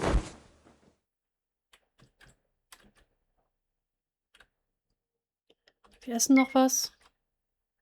Looks like your mom packed you a portion of chicken stir fry. There's a sticky note on the top. Sorry I missed you. Long shift tonight. Eat something real. You take your food to the table and take a few moments to eat it.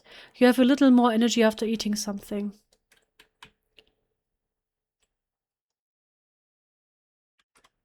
Sink. You don't have time to clean dishes right now. You already ate.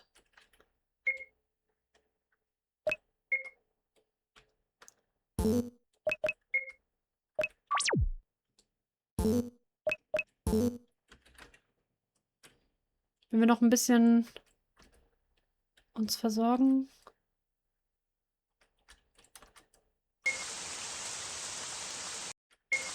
Upsala, Entschuldigung. Damn, I look like shit.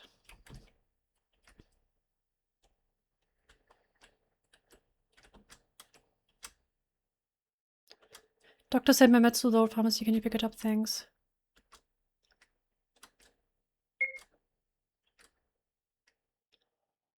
Drive her to the field. By the time you get there, the sun is already rising. Sluggish. You picked up the flowers. Picked up the flowers. Picked up the flowers. Hier, das reicht nicht für dich. The goat won't budge. Fucking asshole. Blödes Kackding.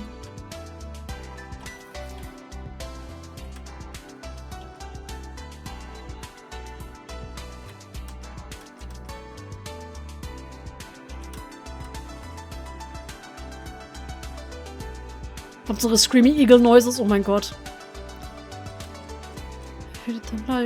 Got 5 flowers, oh mein Gott. Arschloch.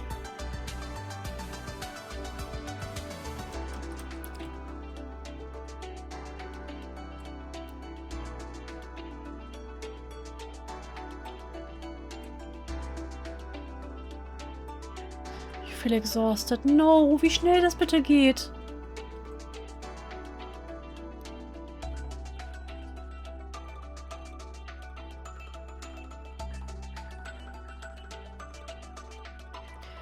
I feel like you're about to collapse. You can explore past this point. It's quiet now, but I don't trust it to stay that way. Places like this, they change when no one's looking. I'm sure if I keep looking, I'll be able to find Austin. Fuck, was machen wir?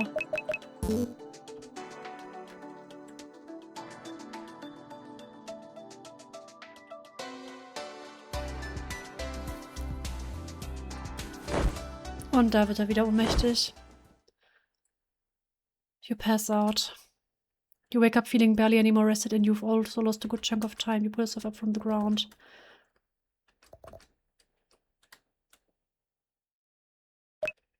Ich glaube, er muss jetzt mal wirklich mal nach Hause gehen. Dinner and rest at home. If I need to eat and recharge, if I want to keep going, don't want to run myself ragged. You have some time before you go to bed. There's a few things you need to get done.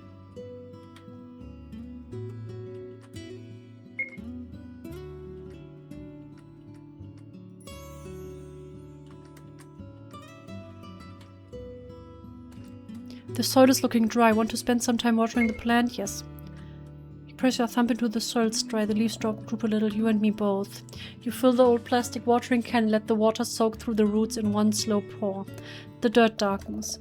Mom always hums when she waters the plants. Makes me feel in the moment. It feels good. Watching a plant grow from good care is pretty rewarding too.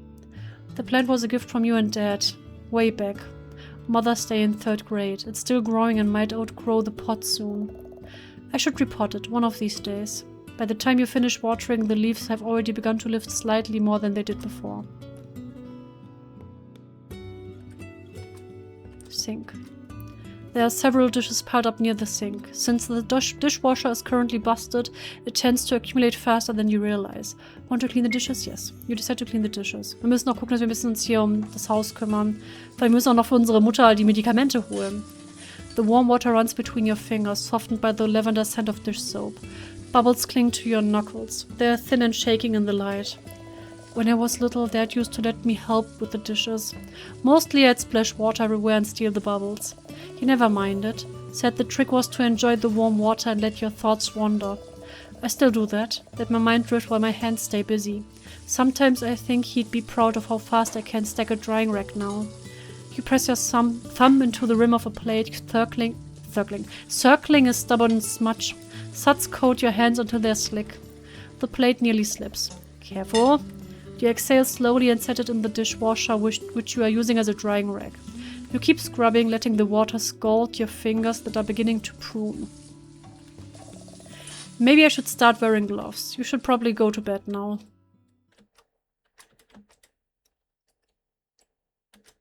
It said you can't go anywhere. Scheiße.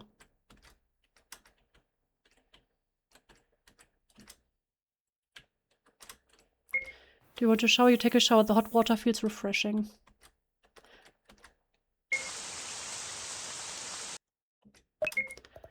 Damn, I look like shit.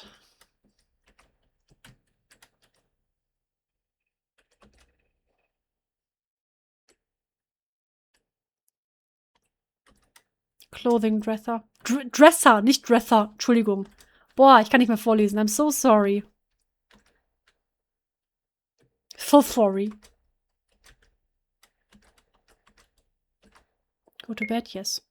You're nearly asleep when your phone starts vibrating. You bolt up and grab your phone. It's from your mom. She doesn't usually call at this hour. Fear starts to well up in you as you answer. Hello? Your mom's voice is a hushed, frantic whisper. Riley, oh my god, they just wrote Austin into the ICU. I tried to get in contact with his family, but nobody answered the phone. Do you know anything? What's going on? Are you okay? Someone said there was a police report filed regarding him going missing. You nearly drop your phone. Whatever your mom is saying on the other end of the line right now, you can't hear her. The rest of the call is a blur. Sounds are being drawn out by the pulsing in your ears as you get dressed and rush to the ER. Lights blur past. You pull into the parking lot, tires screeching slightly as you park. You frantically explain the situation to the gentleman at the front desk. You know they won't let you see him right away. They have to stabilize him, stop the bleeding, and figure out everything they can do to help. No matter how long it is, you'll wait. You have to stay this time. Leaving isn't an option. The fluorescent lights buzz overhead, cold and constant, casting everything in a sterile glow. You sit hunched in a chair that squeaks every time you shift. The cushion gave up years ago. Your favorite jacket doesn't seem to block out the chilly ER air. The sharp smell of antiseptic that clings everything in the building fills your nostrils. People come and go. An older man with his hand wrapped in a bloody towel. A woman whispering angrily into her phone with a teenager holding their stomach like it might fall out. Every time the doors open, you look up, not sure what you expect to see. Your leg bounces without stopping. Meins übrigens auch gerade.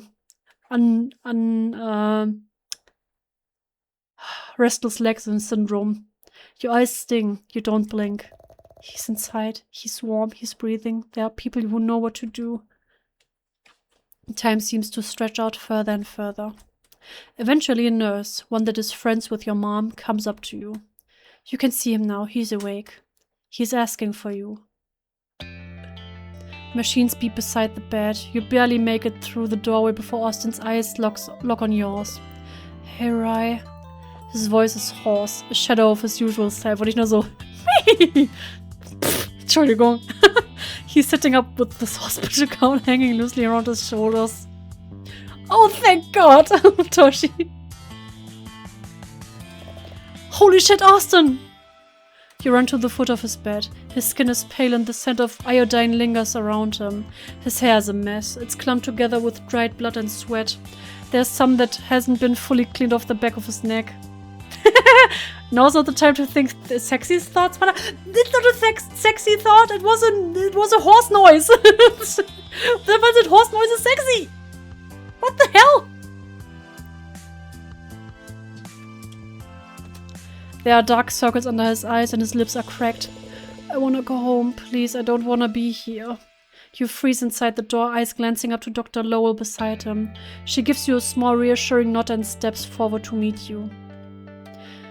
He's stable, still a little dehydrated, but we've started fluids and cleaned the wounds. There's no sign of concussion or severe internal damage. The stitches are holding. I strongly recommend keeping him overnight for observation. Your eyes shift back to Austin. His fingers are curled tight in the blanket. He looks exhausted and fragile. His desperate gaze makes your stomach twist. Please, Riley, I can't stay here. I'm fine, I swear. I just want to go home. Take me home, please. What if I take him and something goes wrong? What if he gets worse? But he's looking at me like I'm the only thing holding him together. Shit!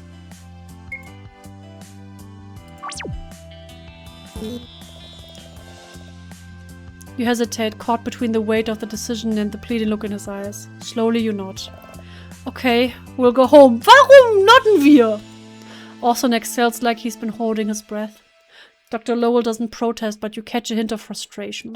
It's a slight downturn of the corners of her lips and the twitch of her eyebrow that gives it away. As the nurse steps in to help remove Austin's IV, she pulls you aside outside the room. One thing I didn't mention in front of him, his blood work showed some irregularities. His white count's high. Could be an infection, maybe from the animal bites. The wounds themselves don't look infected though. Still, it's something to keep an eye on. She hands you a small bottle of pills. It's antibiotics. Twice a day with food. Make sure he finishes the full course. I will call and check how he's doing Tuesday. If his condition deteriorates, bring him back in immediately. If he's in pain and over-the-counter pain management medications like ibuprofen or acetaminophen aren't cutting it, you can reach out and we can get him something stronger. I'll bring him back if things get worse, I promise. You slip the bottle into your pocket and glance back toward the room. Austin's sitting on the edge of the bed now, weak but determined. He's already trying to stand, though his legs wobble beneath him. One of the nurses hands you a bag with Austin's dirty clothes in it. Before they discharge him, a nurse helps Austin change into a clean pair of clothing from the hospital's clothing donation program. We're really doing this. You're almost to the elevator when you hear the soft squeak of sneakers behind you. You turn and there stands your mom in her scrubs with her badge clipped to her chest and signs of weariness in her face. It hits you that this is the first time you've actually seen her since the night you came home from the scrapyard. With her working the graveyard shift, your schedules didn't allow for much interaction. When your eyes meet, she starts to give you her usual soft smile. But her expression shifts instantly into alarm when you come closer into her view, Austin barely conscious and leaning heavy against your shoulder. Oh, Austin.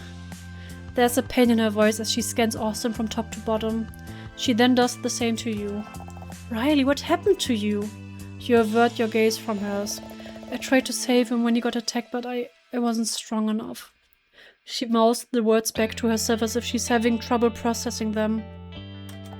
Wasn't strong enough? To fight off a bear? I read his notes, Riley. Of course you weren't strong enough to fight off a bear. Two of you are lucky you got out of that alive. There's a tinge of anger in her voice, but it's the kind that escapes when faced with the fear of losing someone you love.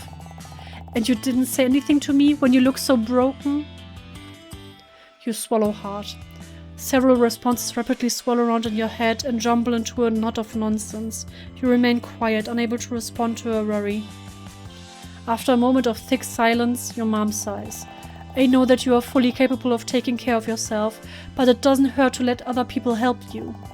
Don't let yourself struggle alone. I'm here for you. If you need me and I'm at work, I'm only just a phone call away. If I'm sleeping, you can just wake me up. She doesn't say it, but you can tell what she's thinking in the way that her voice trembles and the tear that is swelling up in her eye. I don't want to lose you too. I won't keep you any longer. I can see you're already on the way out. I highly doubt this is what the doctor recommended, but if you're really set on taking Austin back to his house, I won't stop you. Just know that if you need anything, I will be here for you. She glances around, then slips a few folded gauze pads and small rolls of bandage into your pocket. You're going to be okay, Austin. Get some rest, the both of you. Oh, and about my medication, don't worry about it. I can wake up early tomorrow and grab it before work. Take care of Austin, okay? You nod, but your heart drops into your stomach. You were so focused on finding Austin that you didn't even think about helping her. She's saving lives and doing what she can to put you through school, and she's still trying to make you feel better. She touches your shoulder, a brief squeeze, then steps back into the maze of the hospital halls. You press the elevator button and help Austin inside. He leans against the wall, eyelids heavy. By the time you reach the car, he's shivering a little, so you crank the heater as soon as the engine turns over. The parking lot slides past under dim yellow lights. You pull onto the street and leave the hospital behind. Austin is quiet beside you, curled slightly toward the window. He doesn't speak until you're halfway home. Thank you for getting me out of there. You glance at him. His voice is weak, but clearer than before. His eyes are open but unfocused. The lights were hurting my eyes. Everything was too bright. He pauses, breathing shallow. The smells were strong. Everything smelled like bleach. It was awful. The blood transfusion helped though. I think I lost a lot. Haha. He lets out a shaky laugh. As soon as they started it, it was like someone switched the lights back on in my head. He was that close to empty. You're okay now. We're almost there. You keep your eyes on the road, even though part of you wants to look at him again and make sure he's still breathing steady. He leans his head against the window, eyes closed. We'll get you home. I'll take care of you. I won't let you fall apart again. You make it to Austin's apartment. You silently hope that the landlord miraculously repaired the elevator since the last time you've been here. Nope, the elevator's still out. Of course it is. 5 flights of stairs wouldn't be so bad if the stairwells weren't all over the place. It's a slow, clumsy climb. Austin leans heavy against you. It's difficult, but you manage. Somehow you make it. You get the door open, guide him inside, and help him into bed. The moment his head hits the pillow, his whole body seems to unravel as if tension was the only thing keeping him upright. It's late. The apartment is quiet, save for the distant sound of traffic through the window. Katrin, ich hab das selber gedacht. Und dieses "And now, kiss." You linger in his room for a moment, watching him breathe. It's shallow but steady. You'll stay here just for tonight, or as long as he needs you. You want to be close in case he needs anything. The couch will have to do. Oder neben ihm ist viel Platz im Bett. Entschuldigung. Entschuldigung. A bookshelf. A dresser. Austin's nightstand. One nightstand. Was? Ich habe nur gezählt. One chair.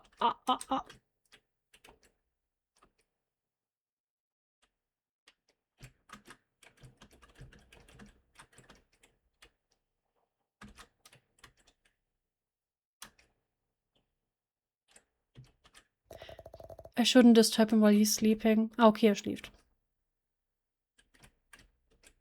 Go to sleep on the couch? Yes.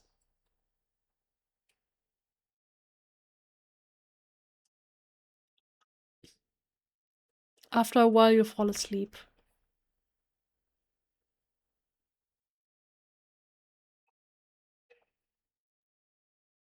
Morning comes slow. You wake up stiff on the couch, blanket tangled around your legs and neck aching from the weird angle. The apartment is still quiet, dim gold light spilling in between the blinds. I should go check on Austin. How are you feeling? Could be better. Let me go grab the first aid kit and some saline from the bathroom and take a look at your wounds.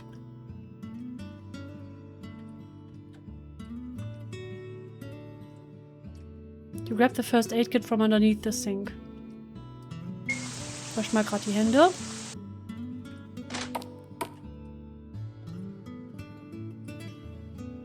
You return with the first aid kit and some saline. Before unwrapping anything, you dampen a cloth with saline and sweep it gently across his skin. There are still traces of the weekend visible on him.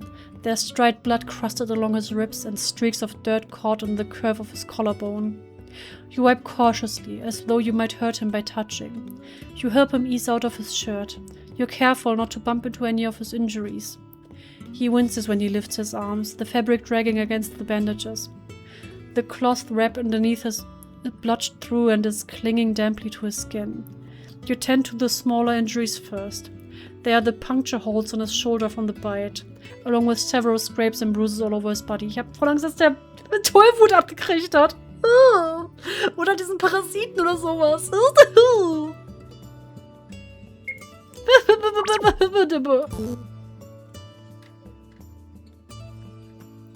It's a miracle that there were no broken bones with how beaten and battered his body looked. Onto the big one. You work slowly to unwind the layers one by one. Next, the gauze. It peels away reluctantly, tacky with dried blood. Austin exhales sharply through his teeth as the last strip comes free, exposing his raw-stitched wound to the open air. You hadn't seen it at all until now, and your heart sinks now that you've gotten a good view. The diagonal gash cutting across his side was clearly something meant to end him. The skin around it is mottled purple and yellow, with even deeper bruises than the ones on the rest of his body, stained with the rusty orange haze of iodine the hospital staff painted on before surgery. For a second, all you can do is stare, your stomach dropping with the realization of how close you came to losing him. Of how much he must trust you to be here like this. You feel the weight of that trust heavy on your shoulders. Whatever it takes, you have to help him. You kneel beside the bed, wetting another square of gauze with saline. The sting in the air makes Austin twitch before it even touches him. Sorry, it feels weird. His voice is rough. You're okay, I just breathe. I'll go slow. You clean carefully, working along the edges. Austin grips the blanket in his fists when the gauze brushes too close to the stitches. You pat the area dry, covered with the fresh dressing, and wrap a clean bandage snug around his torso. You'll need to redo it again tomorrow. Danke, dass ich nicht die Einzige bin, die gerade die ganze Zeit sich Sachen verkneifen muss. Ich danke euch, ihr Lieben im Chat. Hello, fellow thirsties. When you lean back, you catch him staring past you, unfocused at first. Then his gaze fixes on the kitchen doorway behind you. You hungry? At the mention of food, his posture straightens a little. Yeah, I think so. I'll check what's in the fridge. Sit tight. You wash your hands and return the first aid kit to its spot. There's enough stuff in here to make eggs for breakfast and a sandwich for lunch. I'll have to figure something else out for dinner, though. You take eggs and butter out of the fridge.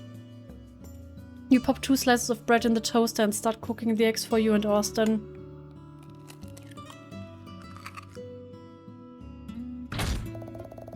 Austin, what are you doing up? You shouldn't move too much.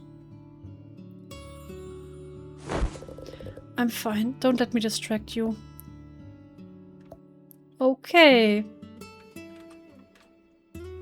You cook the eggs over easy and put them on plates along with the toasted bread.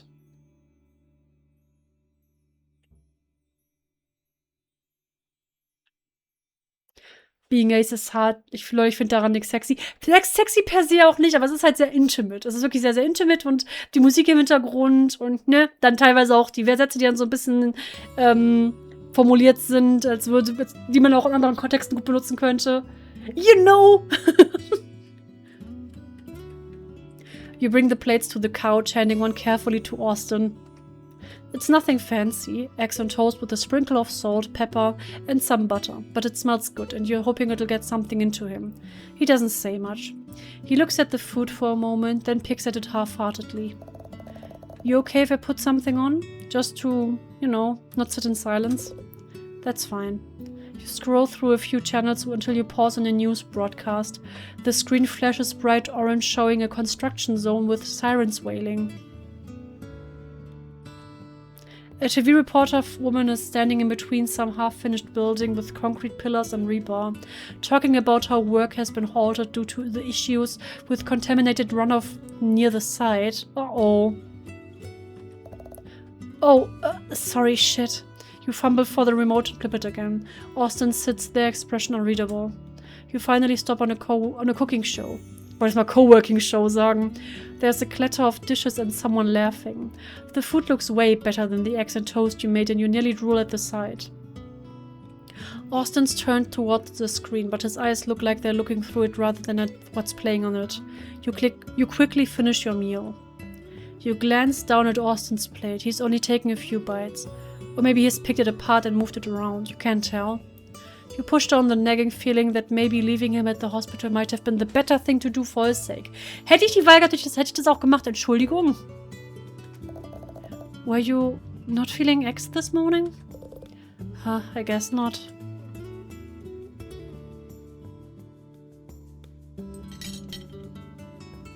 You take his plate from him and carry yours to the sink. You wrap his barely touched food up and slide it into the fridge in case he wants it later. You're trying not to think too hard about how much he's not eating. So, what do you want to do? We could watch something, read, nap. I could set up the game if you're feeling up to it. For a second he stares. You almost repeat yourself. Then his lips move, slow like he's parsing every syllable. Game? He sounds unsure. Yeah, alright, game it is. You boot up the console and pop in the disc. A few seconds later, the title screen pops up and the game's theme song fills the room. Austin's been hyping up this one for weeks now. You offer him the controller. He shrugs and takes it. His fingers are slow and clumsy on the buttons. It takes him a minute to navigate to his last save file. He misses every QuickTime prompt, gets stuck in corners, walks his character into a wall and keeps going. You can't help yourself. Here, let me... You reach for the controller and grab it out of his hands without thinking. You make the character walk forward for a second before you realize. Sorry, didn't mean to. Here, you take it back. Austin blinks at you. He doesn't take the controller back. Honestly, I'm not really feeling this. I'm tired. Oh god! Oh, I see. Want to lie down then? He nods vaguely. You start to get up to help him, but he waves his hand, dismissing you. You sit back down and watch him shuffle off to the bedroom without another word. His steps are unsteady and his shoulders are hunched forward like gravity is weighing heavier on him than the rest of the room. You stare at the paused screen for a while. Verdammte Motte! What the hell?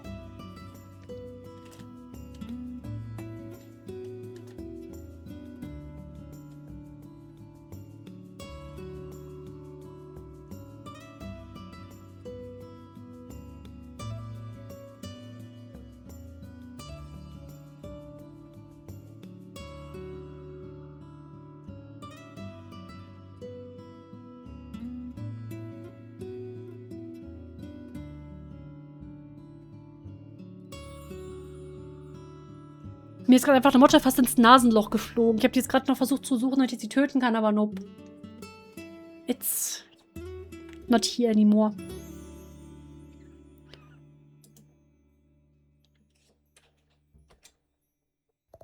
It's been a few hours. Maybe Austin is finally hungry enough. There's sandwich stuff in the fridge. Maybe he'd take to that better.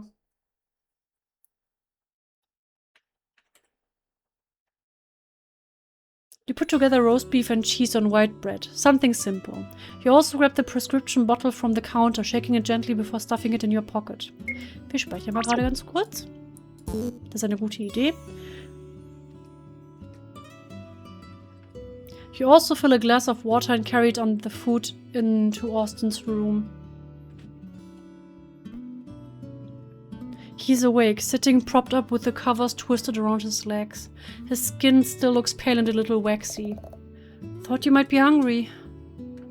You hand him the plate. He looks at it with the same disinterested glance from earlier, but this time he pulls the sandwich apart and takes the slices of roast beef. Oh no. He takes small bites, chewing each mouthful carefully. The bread and cheese sit untouched. He hands you the plate when he's done. The barely eaten meal feels wrong, but you don't say anything. He ate more than he did at breakfast, so I'll consider this a win? Oh, right. You pull the medication out from your jacket pocket. The doctor said to take it with food. Should probably... I'll take it later. His voice is soft and detached. You hesitate, fingers wrapping tightly around the bottle. You nod and back off. He's an adult. He can take the medication when he's ready. Okay, just, let me know. You set the antibiotics on the nightstand beside him and leave them there. You don't want to push. You're not here to control him. You're trying to help. So about dinner, you don't really have much around in the fridge. I was thinking about picking something up or making something. You have anything in mind? He shakes his head. You lost a lot of blood. Red meat might help. I can make steak? Austin's head snaps up toward you. His eyes are sharper and a little brighter than they were a moment ago. Yeah, steak sounds good. You are relieved at his enthusiasm. After all day of pushing his food around, finally he seems interested. I'll get some broccoli and potatoes to go with it. I run to the store and stock up on some food for the week and grab the steak while I'm there. I'll be back soon. Before leaving, you grab Austin's dirty clothes from the bag the nurse gave you the night he left the hospital. You start a load of laundry in the laundry room on the first floor, 1F. You'll need to throw them in the dryer when you get back.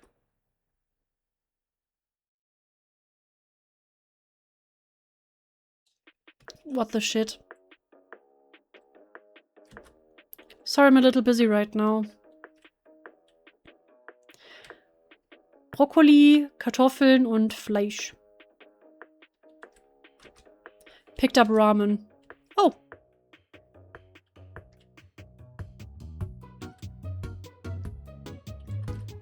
Picked up potatoes. Picked up broccoli. Since I skipped work all weekend, I can only afford to get Austin's steak. I can survive off of ramen. I need to go pick it up before I leave the store. Looks like that's everything. Time to check out at this register. Oh, are you looking for the cash registers? They're to your left, near the store entrance. Okay.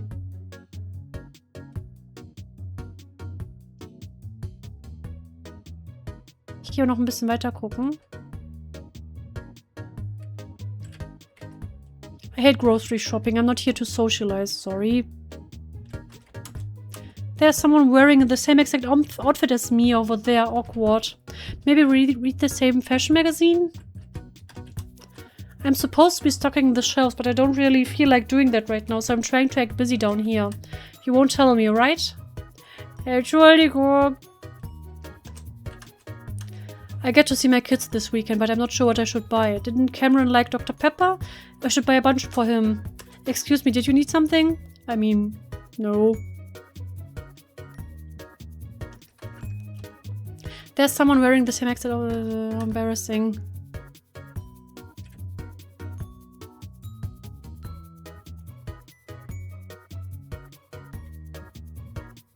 Wenn wir noch mit dem oder können wir auch weiter? Sorry, I'm assisting another customer at this moment. Oh. Just those for today? Yes, that's everything, thanks. Time to go back to Austin's place and cook. 12, 13, 14. Oh, hi, my wife told me to pick up exactly 27 peppers, but I think I miscounted. Oh, darn, I lost my place. Where was I? I think I was at 11. Do you think they sell hair dye at the grocery store? My green is fading. Sorry, I'm assisting another customer at this time. Okay, fine. Es hätte auch ich sein können. Meinst du das mit dem... Ich bin nicht hier, um zu socialisen. Ich hasse einkaufen.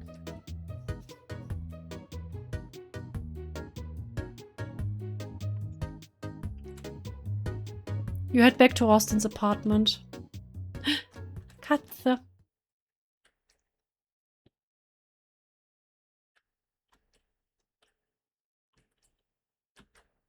You should put Austin's clothes in the dryer first. The laundry room is to your left. It's a laundry room. You're going to move Austin's clothes to the dryer, but when you go in, Austin's clothes are already dried and folded neatly on top of the dryer. It seems like someone else's clothing is spinning in the dryer. Maybe the landlord? Oh boy. A battered axe hangs in the dusty emergency case. The wooden handle looks worn out. The landlady must not have bought a new one yet. You should leave it alone.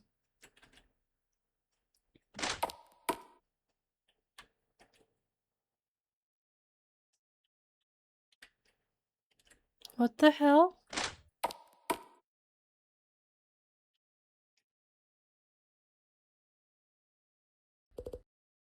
Guy crashing in 3E. Shoot. Wait, hang on. Before you say anything, I definitely don't live here. Okay, well I do, but unofficially. I'm more like a tenant in spirit, like Casper. You heard of Casper? You seem like someone who respects discretion. The kind of person who knows when not to report friendly ghosts to landlords. The Ghostbusters. Ugh, I'm losing the metaphor here. You get what I'm saying. I was never here and you were very polite for not telling the landlord about me and my cat's existence. And as soon as I get this thing out of the way, I'll slip back into my apartment, disappear like I never existed, and we can return to the golden age of me not being perceived. Better for everyone that way, less complicated. A knocked over shelf.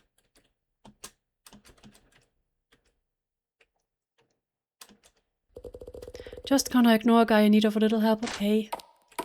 Ich hab's ja versucht. Oh, sorry, did you hear that? I was trying to rearrange some stuff and it fell and I can't lift it alone. Help him out? Sure.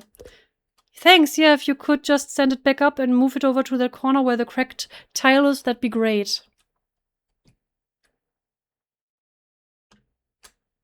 She pick up the shelf. It's a heavy shelf. It would take some effort, but you could push and pull it if you needed to.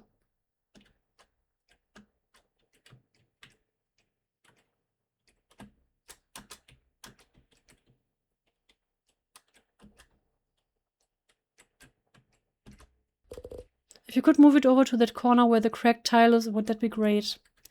Ja, ich versuch's ja. Aha.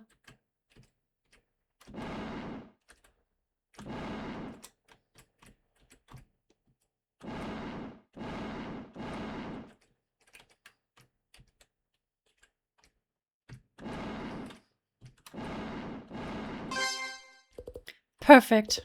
Hey, thanks, I'm going into my house now, but I've got a few other things I need done if you've got the time. You can knock on my door anytime if you feel like helping me out. Ich folge jetzt erstmal der Katze. Where's the kitty cat? Where did the kitty cat go? Oh no. I lost the kitty cat. Oh no.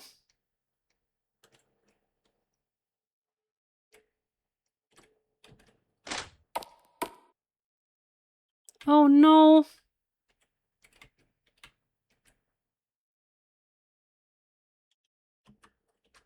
You knock on the door. Guy crushing in 3. Oh, you want to help me? Come on in then. 9.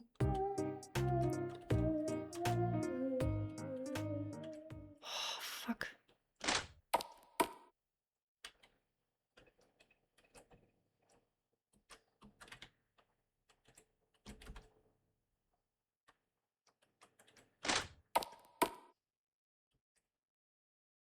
Shit.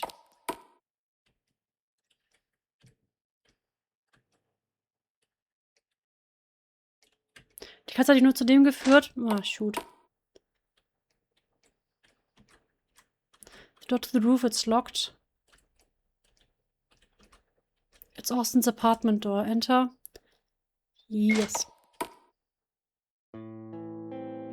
The living room is dim. Light filters through the blinds in orange stripes, spilling across the couch. You're surprised to see Austin hunched forward, elbows on his knees.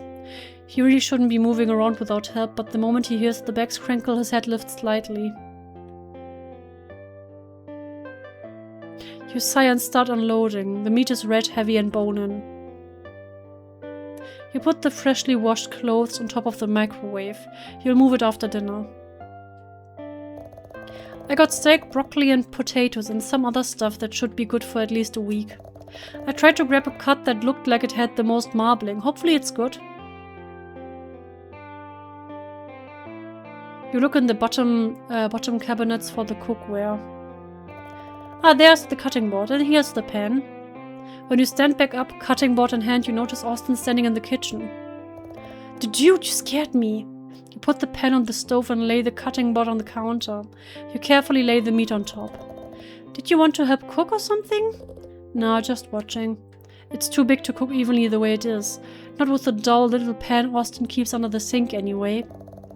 Okay, well, how do you want it cooked? Medium rare maybe? That used to be your thing, right? Sure. You grab one of the only kitchen knives that Austin has in his apartment. It's not really meant for this sort of job, but it should do the trick. It's thin, serrated, and slightly bent near the handle. You brace the steak with one hand and press the blade down. The meat resists for a moment. It's slick and cold beneath your fingers. The knife slips, and sharp, hot sting rips across your palm. You suck in a breath through your teeth, clenching instinctively, but it's already too late. Blood wells up fast, bright and steady, running down your hand and spilling onto the raw meat beneath it. You stare, frozen in place. The pain hasn't hit yet. Shit, no, come on. You clamp your other hand over the wound, trying to stem the flow. The pain hits at once. It hurts. It's not a surface scratch. It throbs deep. Blood pushes through your fingers, sticky and warm, and the pressure makes your head spin. Shit. The pain flashes again when you move, and now the kitchen floor shifts under you. The counter's suddenly far away. Your breath comes fast, and your vision narrows at the edges like a vignette on a photograph. I need a towel. Oh, bandages. The kid's in the bathroom. I have to get to the bathroom. You turn towards the bathroom, but your legs don't follow right. Your hip knocks the drawer. Something clatters to the floor. Your knees buckle. It's like the whole weekend hits you at once. You've been running on fumes and hope, and it's finally catching up to you. Your vision blurs. You stumble sideways, hit the fridge, then the floor. Knees first, then hands, another bolt of pain through your palm, and then you're down. Cold tile against your cheek. You think you hear a voice, low and muffled. Riley? But it's distant and detached, like it's coming from the bottom of a well. And then... nothing. You wake to stillness. The floor's cold and hard under your cheek, and the metallic taste of iron clings to your tongue. I must have passed out. Your fingers twitch against the tile. You blink. The room steadies. A dim light pushes through the blinds. The sun's lower than you remember. Someone's crouched nearby. You hit the ground pretty fast. His voice is low and careful. He doesn't sound surprised. How long was I out? Not long. You look at him questioningly, but he doesn't specify. The slight ache in your head pulses slowly. Your hand hurts, but it's not as bad as before. The bleeding's mostly stopped. I thought there was more blood. It felt worse than this. You glance at the counter. The cutting board's right where you left it, the steak still resting on top. From here, it doesn't look like you bled much at all. There's a small smear on the knife, enough to prove it happened, but not enough to match the memory. Austin offers his hand. You take it. He pulls you upright with less effort than you'd expect from someone still recovering. Sorry, I didn't think I was that tired. It's okay. You quickly rinse off your hand, and to your surprise, Austin hands you a roll of bandages your mom gave you the night before. So the ambulance is on its way, right? Ich glaub ja nicht. You thank him and gently wrap your palm. Your eyes shift toward the pan. You still need to cut it up enough to fit it on the small pan. None of the knives in the kitchen will do the trick. Your mind wanders back to the day of the scrapyard, and you remember that you put the knife in your own backpack when you found Austin's backpack at the hill. You grab the hunting knife out of your bag and take it out of the sheath. To your relief, the knife slices through the meat as if it were melted butter. Hast du's vorher gewaschen? Once you get it cut down to size, you put it in the pan. You start preparing the rest of the dinner as it cooks to catch up on lost time. You steam the broccoli. The potato finishes boiling as you move in a haste, bandaged hands stiff and clumsy. You clean the knife and return it to your bag. Ja, jetzt cleanst du das Messer, okay. You plate everything mechanically, but when you check the steak again, it's gone too far. The edges are browned and the center is dry. You carry the plate to the table. Austin sits waiting, eyes shadowed beneath his bangs. You sit down at the table with your microwaved cup noodles. When he looks up at you, you catch a full view of his face. You blink in surprise. His skin, which had been sickly and pallid that morning, carries a faint flush now, like life is slowly bleeding back into it. His eyes, once dull and sunken, seem clearer and sharper. He blinks more frequently and tracks your movement with a focus that wasn't there before. Maybe it's the lighting. Maybe you're seeing what you want to see. He cuts into the steak. Warte mal eine Sekunde, der Kratzer ist schon total verschwommen. Seht ihr das? Das war vorher ein richtiger Kratzer. He cuts into the steak and stares at the food a moment before lifting his fork. It's not very red. Sorry, must have lost track of the time when it was cooking. I can grab something else of you. It's fine. He cuts into the meat and eats a few bites. He chews slowly without expression. Then he sets the fork down and stands up. I'm honestly not feeling very hungry. I'm going to lay down. Austin! Not again, throat dry. His door closes with a soft click. The rest of the evening slips through your fingers. You rinse dishes, wipe the counter. You rebandage your hand with another pack of gauze your mom gave you. The cut looks even smaller now. Your head can't shake the dull fog. I must have imagined some of it. Maybe it wasn't that bad. Still, you can't quite get over the feeling that something's missing. Maybe something you forgot or something you should have noticed. The smell of overcooked steak clings to your skin. The sun has dipped down below the horizon. You could stay here again tonight to be close in case he needs anything. Or maybe you should go home and give him some space. You could shower and get some restful sleep in your bed.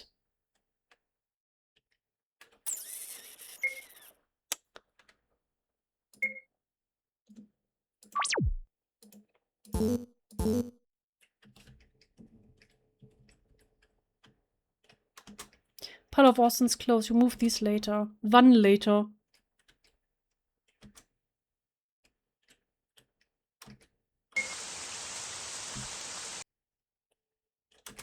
Look at mirror. A toilet. You don't have time for a bath right now. I shouldn't disturb him while he's sleeping.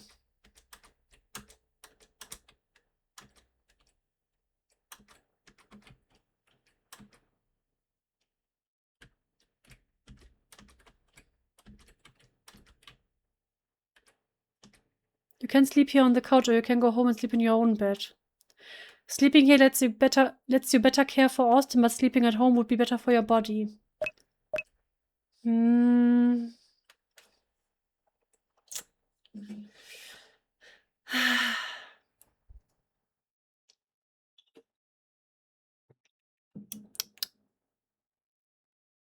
Wir schlafen hier. I should sleep here. Ich habe es ja vorher gespeichert, also wir können auch noch andere Entscheidungen ausprobieren. Go to sleep in on the couch or go home and sleep in your home. Couch. The couch is less comfortable than your own bed. You'd get more rest at home, are you sure? Yes, sleep on couch. I should turn the light off first.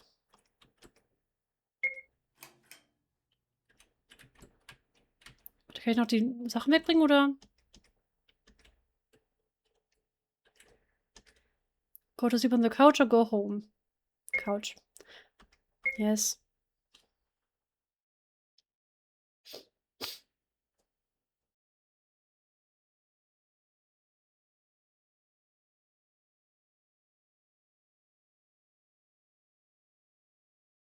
Sorry, muss mal ganz kurz Nase putzen. You fall asleep. Rain pounds on your windshield. Your wipers can barely keep up. The heater's blowing stale, lukewarm air, and Austin slumped in the passenger seat, soaked to the skin. The rain did nothing to wash away the stench of beer and smoke. Oh no! His lips split and his knuckles are scraped. His eyes are glassy and unfocused. You came... His voice is thick and slurred. It's barely louder than the rumble of the engine. I didn't think you'd come. I thought maybe you hated me for real this time. I almost didn't. It's a sad, humorless laugh. I didn't start anything. Well, I kind of did. I called Ryan a prick. He got in my face, and then it all went south. He lifts a hand, gesturing vaguely at the air. He smirks weakly, then winces when the split in his lip pulls. He goes silent.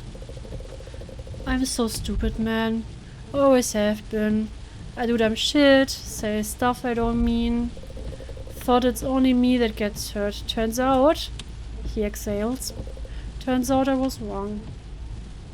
You glance over. His head rests against the fogged glass. I don't mean to hurt you, I don't think. I go and then shit's already broken. Sorry. Your throat is tight. You want to tell him it's fine, but that's not the whole truth. He does hurt you sometimes, without meaning to. I'm sorry too. You stare straight ahead at the red glow of a stoplight bleeding into the rain. For hovering, for needing you to need me. There's a heavy silence between the two of you. You deserve a better friend than me. Someone who doesn't screw everything up. Someone who doesn't drag you into all my messes. He gives you a weak smile. But you're here. You always come, and I don't know why. Maybe it's how we are. Maybe we just accepted it. He rubs at his face, trying to get the blood off his lip. Yeah, maybe we have. My place? Yeah, that's cool. The rain thrums on the roof. You drive in silence. You know you'll be sleeping on the couch tonight. And maybe always on nights like this. But for now, it doesn't matter.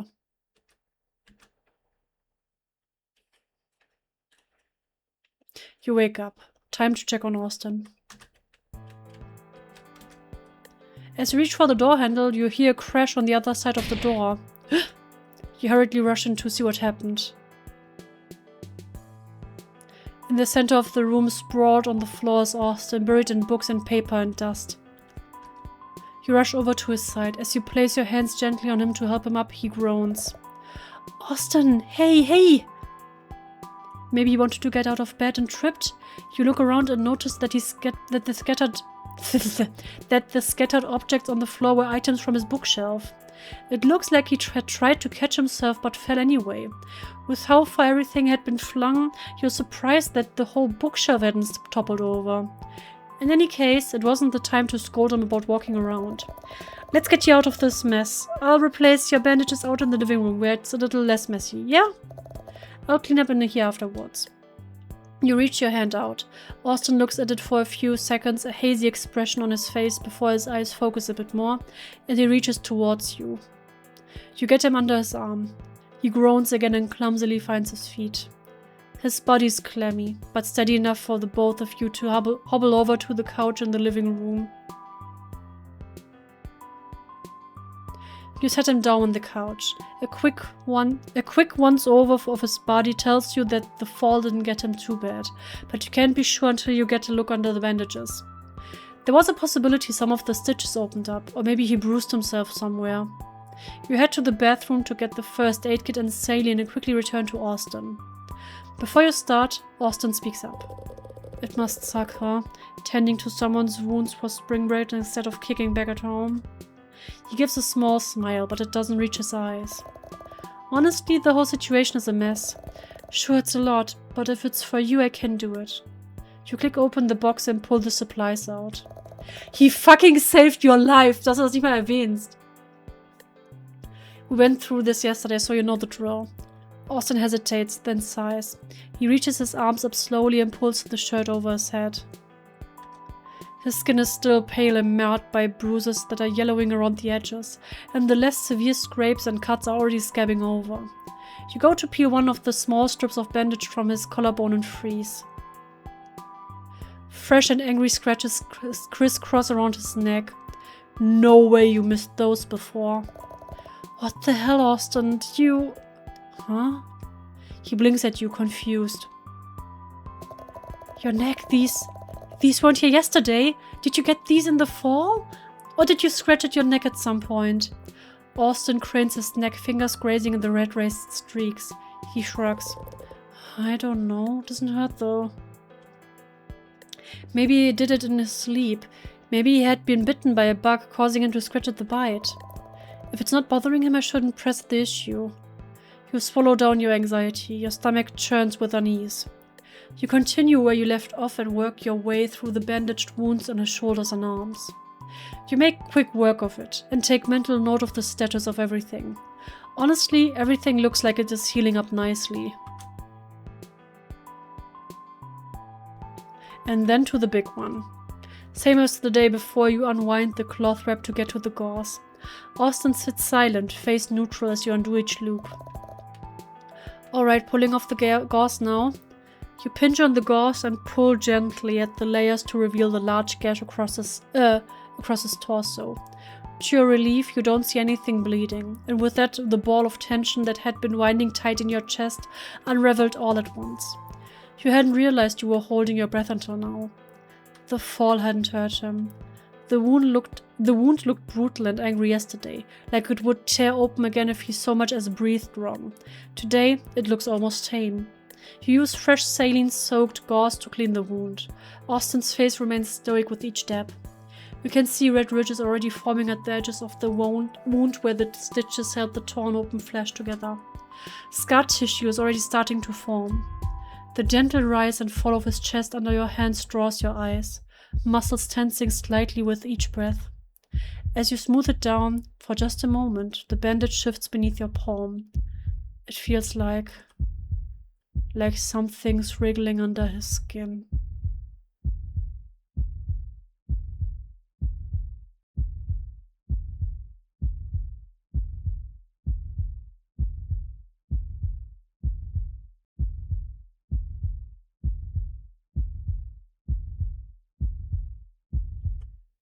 Like something's pushing against the cloth.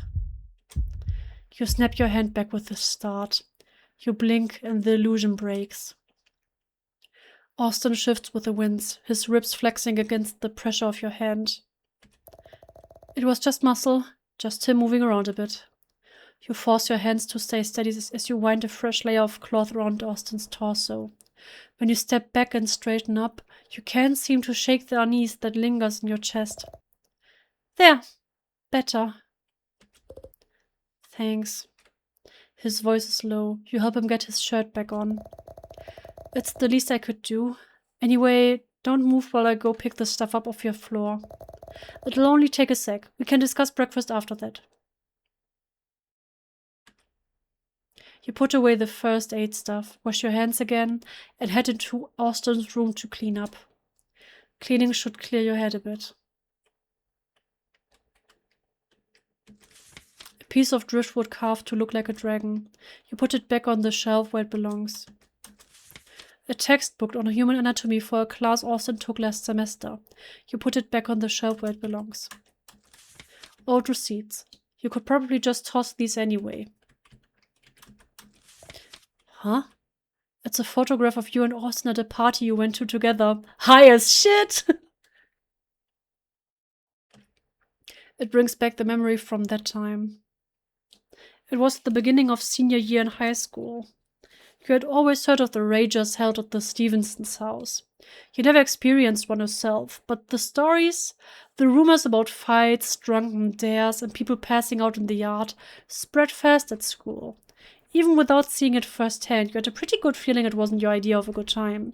After the last late-night call, you realized going along had always been easier than leaving him to his own devices.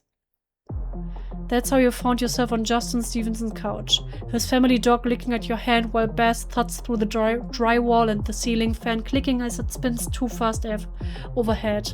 Oh, das bin ich! Auf jeder Party, wenn irgendwo ein Tier ist und ich noch Papi oder Kitty oder Turtle. Most of the faces blur together. Kids from other classes and people who wouldn't remember your name if you told them twice. Austin had gotten you a cup full of some alcoholic concoction from the kitchen and shoved it into your hand before vanishing into the crowd, swallowed up by music and laughter. You take a few sips, just to be polite. You'll stick to water after this. You already know you're the one driving him home. Austin kept disappearing and reappearing. He always had a plastic cup glued to one hand and his arm slung around someone's shoulders, grinning wide at things you can't hear. You check your watch, then the front door, then your cup again.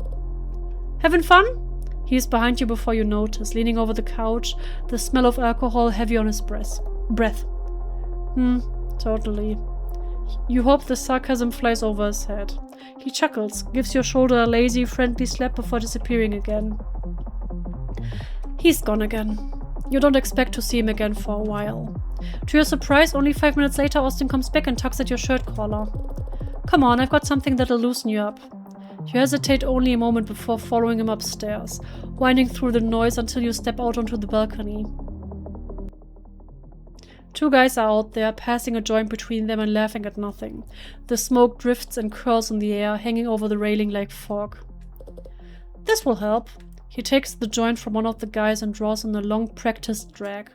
He holds it for a few seconds, grinning and blowing the smoke towards the balcony rail. He turns to you, offering it with a tilt of his head. You stare at it. You don't have to. But he's smiling like he already knows your answer. It was a look that said, I'll still like you even if you say no, but I'll like you more if you say yes. You take it and inhale too fast. It burns in the back of your throat. You double over, coughing, your body caught between the feeling of trying to breathe, but also not breathe at the same time. Austin laughs. He slaps your back once or twice. He takes another hit himself, then leans back, watching you struggle. When you finally catch your breath, he holds it out to you again. You study it for a second, willing yourself to take it slow this time and do it right. This time you take it slower, letting it fill your lungs. You choke back a cough and your head spins a little as the warmth spreads. Hey, see, not so bad, right? Austin throws his arm over your shoulders cheerfully. You're a quick learner. How'd you get so smart? You glance up at him, still dizzy. Austin's joy must be contagious because you realize you're now smiling as well. It's nice to let loose sometimes, though. Honestly, it did feel nice. Earlier, it felt like you were an alien observing Austin's world from afar. But he saw you, extended his hand, and pulled you into that world. He made you feel wanted. Made you feel like less of an outsider. Die Schreiber von dieser Story sind gut. Die bauen alles auf und dann werden wir uns am Ende das Herz, allen das Herz brechen. Kollektiv. Die werden uns das Herz aus der Brust reißen, es auswringen wie eine Zitrone und dann shrivelt ab und zerquetschen unsere Brust und wir werden dir dafür danken. Wir werden dir dafür Geld geben, weil dieses Spiel war kostenlos. Dass so eine Spiele kostenlos sein können. Ich werde, wenn es dann auch eine Möglichkeit gibt, den Geld zu geben, werde ich irgendwie Geld noch zuschieben. Das kann es nicht sein. Made you feel like less of an outsider. You're about to say something back to him when you spot someone waving a camera. The 2 of you turn and pose just in time for the shutter.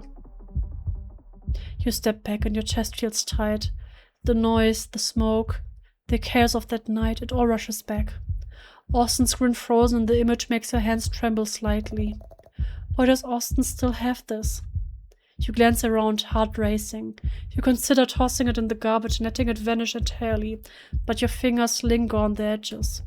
You crumple it roughly, your knuckles going white, then stuff it into your pocket, hiding the photo and trying to push down the bile rising in your throat.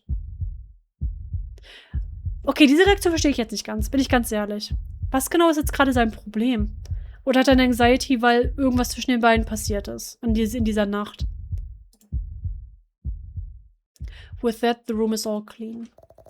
I can head back into the living room now.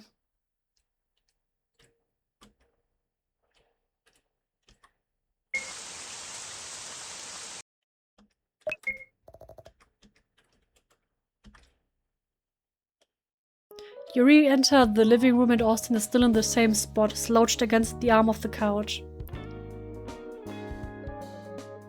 They just want to tell a story and want everyone to experience it. Und ich liebe es. Nicht falsch, ich liebe es. Ich habe nur schon wie Cassandra vorausgesagt, dass dieses Spiel, diese Story uns das Herz brechen wird und wir werden alle dankbar sein und werden es lieben und es wird genial sein, aber oh, das wird so furchtbar. Es wird so furchtbar wehtun. Vielleicht erfahren wir das in einem anderen Flashback, weil danach noch was passiert ist. Das kann gut sein, deswegen habe ich gemeint, so, interessant. To be honest hätte ich auch so eine Reaktion, weil Trauma. Oh no. You re-enter the living room and Austin is still in the same spot, slouched against the arm of the couch. His face is calm and mostly expressionless, but his fingers twitch slightly against the fabric of the couch. You decide to take a seat beside him. You hungry? I can make something, but probably not eggs again, right? Austin wrinkles his nose. No more eggs or toast. Soup then? Cereal if you want something quick? Austin shakes his head slowly, his eyebrows furrowing. Then he looks up at you.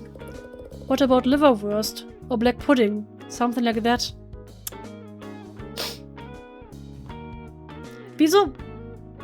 Sehr blutverarbeitet? Fokussiert?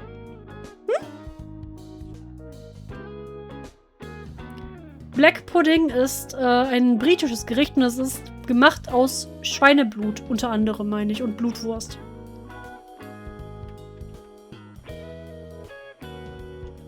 You blink, caught off guard. You mean like organ meat? Austin rubs his neck, suddenly a bit sheepish. Yeah, I know you don't like those, but it's full of iron and stuff. I think I just... He stops and shrugs. Ich sag's euch, der ist entweder ein Vampir oder ein Werwolf. Das oder Parasit? Don't know, I feel like it hit the spot. After everything he'd been through, it was hard not to feel a sense of relief. He had seemed so listless ever since he came back. But any time meat was involved, something seemed to shift. His posture straightened a little and his eyes brightened. He moved with the kind of focus that reminded you of how things were before.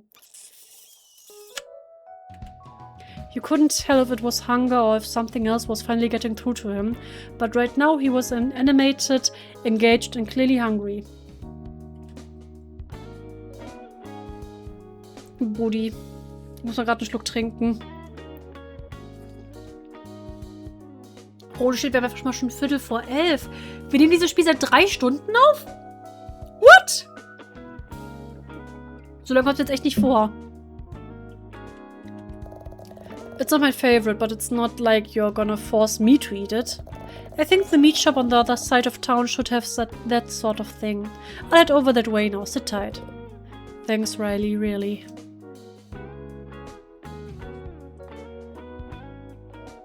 You grab your keys, head down the 5 flights of stairs and make it to your car. The engine coughs the moment you turn the key, shivering and wheezing. You bite your lip. You and Austin just fixed this. Is it already falling apart again? Did you grab the faulty part or is something deeper wrong? You jab at the pedal, muttering under your breath as the starter groans. Sparks of frustration run through you. It takes a few tries, but finally with a shuddering roar, the engine catches. You pull out into the street and make your way to the butcher's. The moment you step into the meat shop, the sharp smell of salt and iron hits your nose. The store is tiny and cramped with counters and cases packed tight against the walls. Fun Fact, ich hasse den Geruch beim Metzgern. Ich gehe zum Glück nicht wirklich zu einem Metzger und was ich am Fleisch kaufe, ist meistens vakuumverpackt und halt eben in der Bio-Ecke, aber ich kann das gar nicht. Ich war während halt der Maskenpflicht und so weiter echt froh, Masken getragen zu haben, wenn ich halt in die Fleischer-Ecke oder halt an die Fleischtheke musste, weil bei diesem Geruch wird mir immer schlecht. Wirklich immer. It's quiet. The low buzz of the overhead fluorescents almost seems loud in your ears. You hadn't seen anyone when you walked in. It looks like the kind of family-owned place where the butcher does everything himself. You wander past slabs of beef and pork, glancing at labels, trying to figure out where the meat with organs might be. You must look lost because a low voice cuts through the silence. Looking for something in particular? You jump slightly. A man appears from behind the counter, gloves on, the same figure you assumed ran the whole shop. The sound of his voice is loud, echoing in the tiny space. Yeah, liverwurst or black pudding? Any sort of organ meat would do, I think. The butcher tilts his head, then lifts a tray from the case. Piled on it are small, glistening hearts, deep purplish red under the harsh light. All I got right now is this bed of chicken hearts here. Trouble is, these are already set aside for a regular customer. I could get you some ready in a bit later. He slides the tray back into the case. How much later? 3 hours maybe? Could be a little longer though. Pay up front and I'll set it aside for you. The clock above him ticks loudly. Each second drags. Could Austin really wait 3 hours? I need to make a quick call. Alright, I'm about to take my smoke break, so I'll be back in 15. Or you can give me a holler when you decide on what to do. He peels off his gloves and heads to the back. The door swings open and closed, leaving you alone with the rows of meat. You fish your phone out and hold down 2. It takes a while and you're almost not sure if he's going to pick up, but then he answers. Hello? Hey Austin, all he's got today is chicken hearts, but the guy said they're already reserved. It'll be another few hours before he'll have more. There's a pause and then a laugh. All of it? Reserved? What, are people lining up for chicken hearts like it's a rock concert? I'm serious, he wouldn't sell me any. Then just grab him. What's he gonna do? Tackle you over a bag of internal organs? You don't want to leave me here starving, do you?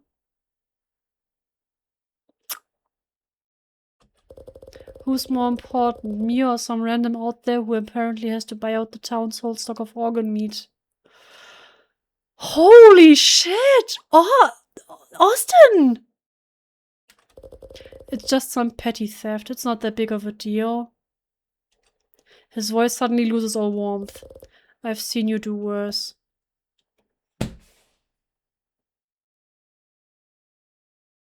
Alter!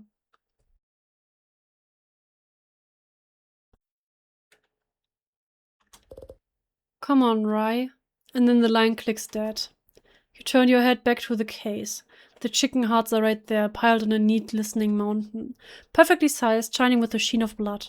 You know you could wait. You could leave and come back in a few hours. Or you could take them now.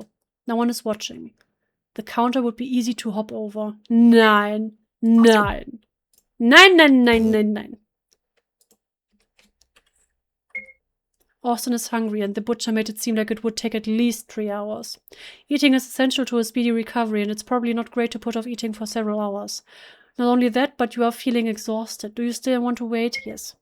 You decide to wait. It's the right thing to do. Skipping breakfast won't be great for him, but it's not like it'll kill him to wait. There's some snacks at his place. Besides, you told him and he knows. You shout at the back door. Sir? You hear the creak of the door opening. The butcher pokes his head into the building.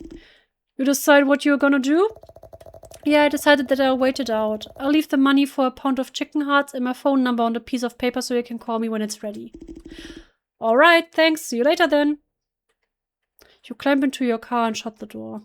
For a moment you sit there, staring at the wheel, weighing your options. You don't want to take up a parking spot if you're not going to be actively shopping. So you back your car out and you pull away from the curb. After a few blocks, you find a stretch of road where tall oaks line the sidewalk, their shadows stretching across the asphalt. You ease the car under the shade of one, kill the engine, and roll the window down enough to let the breeze touch your face. What should I do for 3 hours? You lean back while you think. There's a cafe nearby, a bookstore, a music store. The sound of distant traffic and the warmth trapped in the car wrap around you like a heavy blanket. Before you know it, your eyelids sink.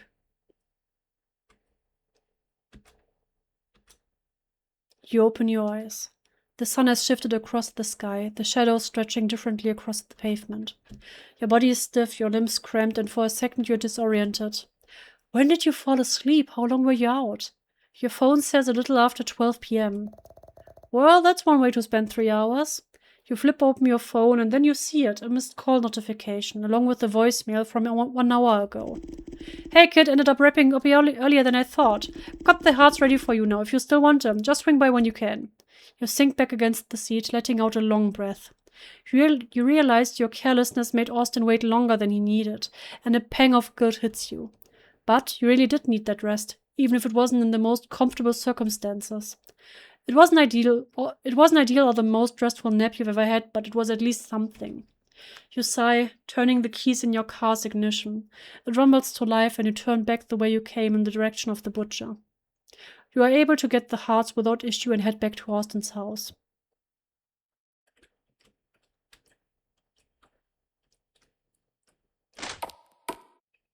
Oh shoot.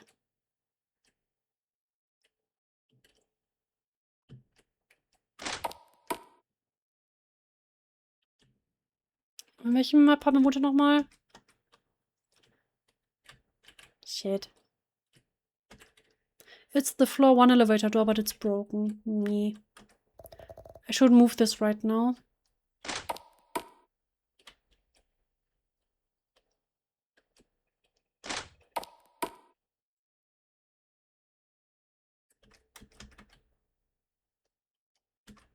You knock on the door. Guy crashing on 3. Oh, you coming in then? No, I don't want to help. Nope. Wobei, pass mal auf, wir helfen einfach mal. Gerade, ich werde aber vorher speichern.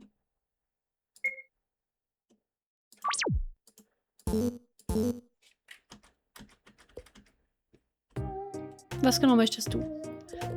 Hey, could you do me a huge favor? You look relatively sturdy. Do you mind taking my trash up to the 5th floor and dropping them off to the left of the stairs going up to the roof? The bags are pretty heavy. Make sure not to tear any holes in it while you're going. The contents are prone to staining. The bags of garbage are in my room. Sure. Whoa, for real, thanks.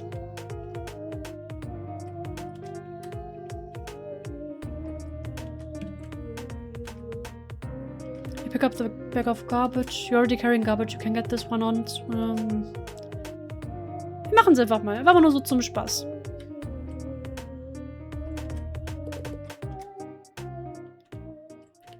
So, wo sind wir?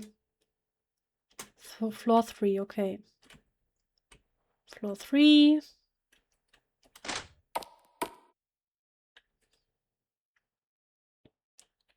Floor 5 kommt jetzt. Und dann ein Dach, ne? The door to the roof is locked. You drop the first bag of trash off next to the stairwell heading to the roof of the building. Okay. Dann müssen wir nochmal raus. It's Austin's apartment door. Noch nicht.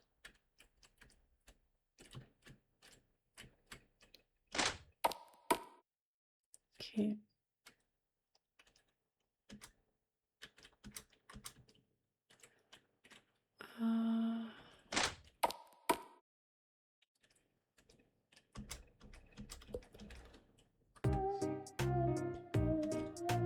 Er hat was Rotes an seinem Ärmel. Habt ihr das gesehen?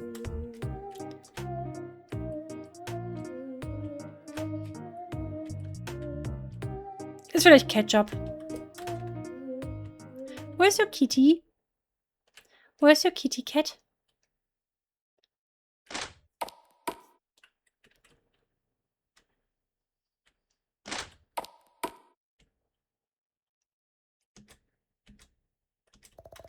Well, that's both of them. I should probably go back and tell him I did what he wanted me to do.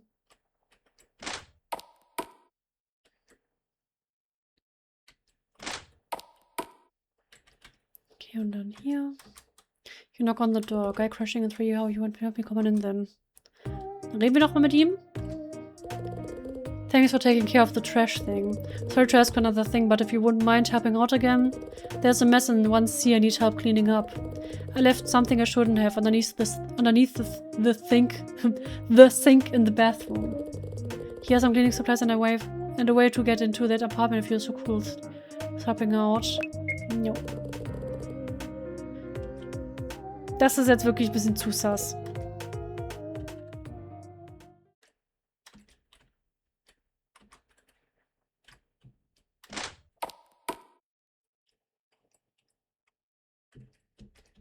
Warte, hä? Wo sind wir?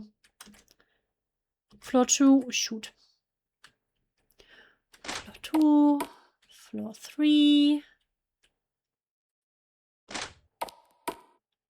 4 und jetzt kommt 5.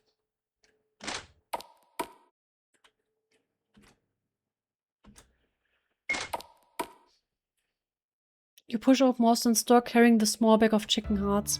Austin is sitting at the table, arms crossed. He's tapping his fingers with a rhythm that hinted at impatience or frustration. Oh no! Fuck, das wird jetzt lustig. Das wird jetzt lustig.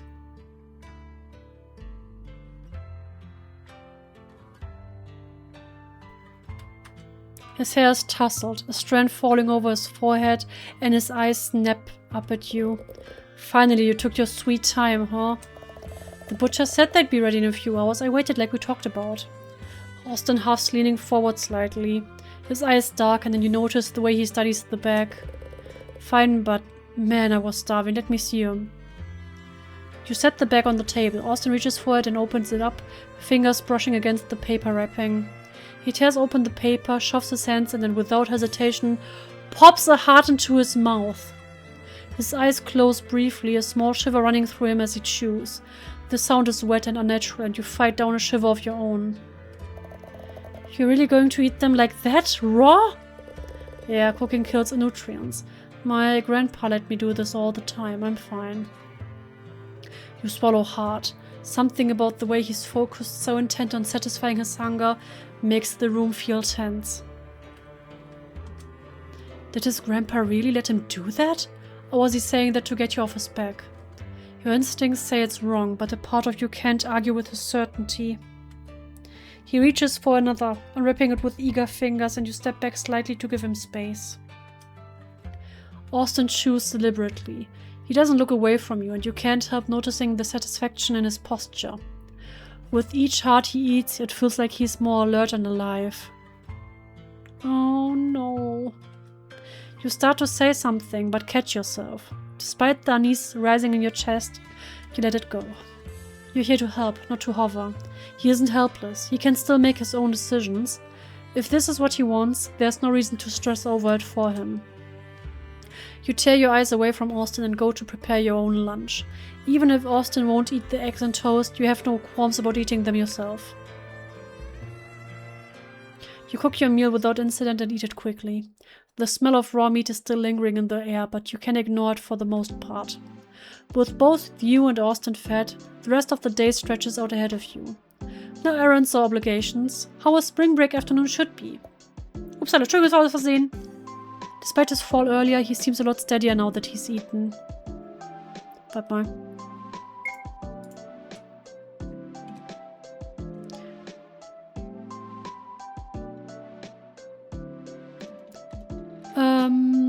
No errands or obligations. Wanna walk around and get some fresh air? If you're feeling up to it, we can go to the rooftop for a bit.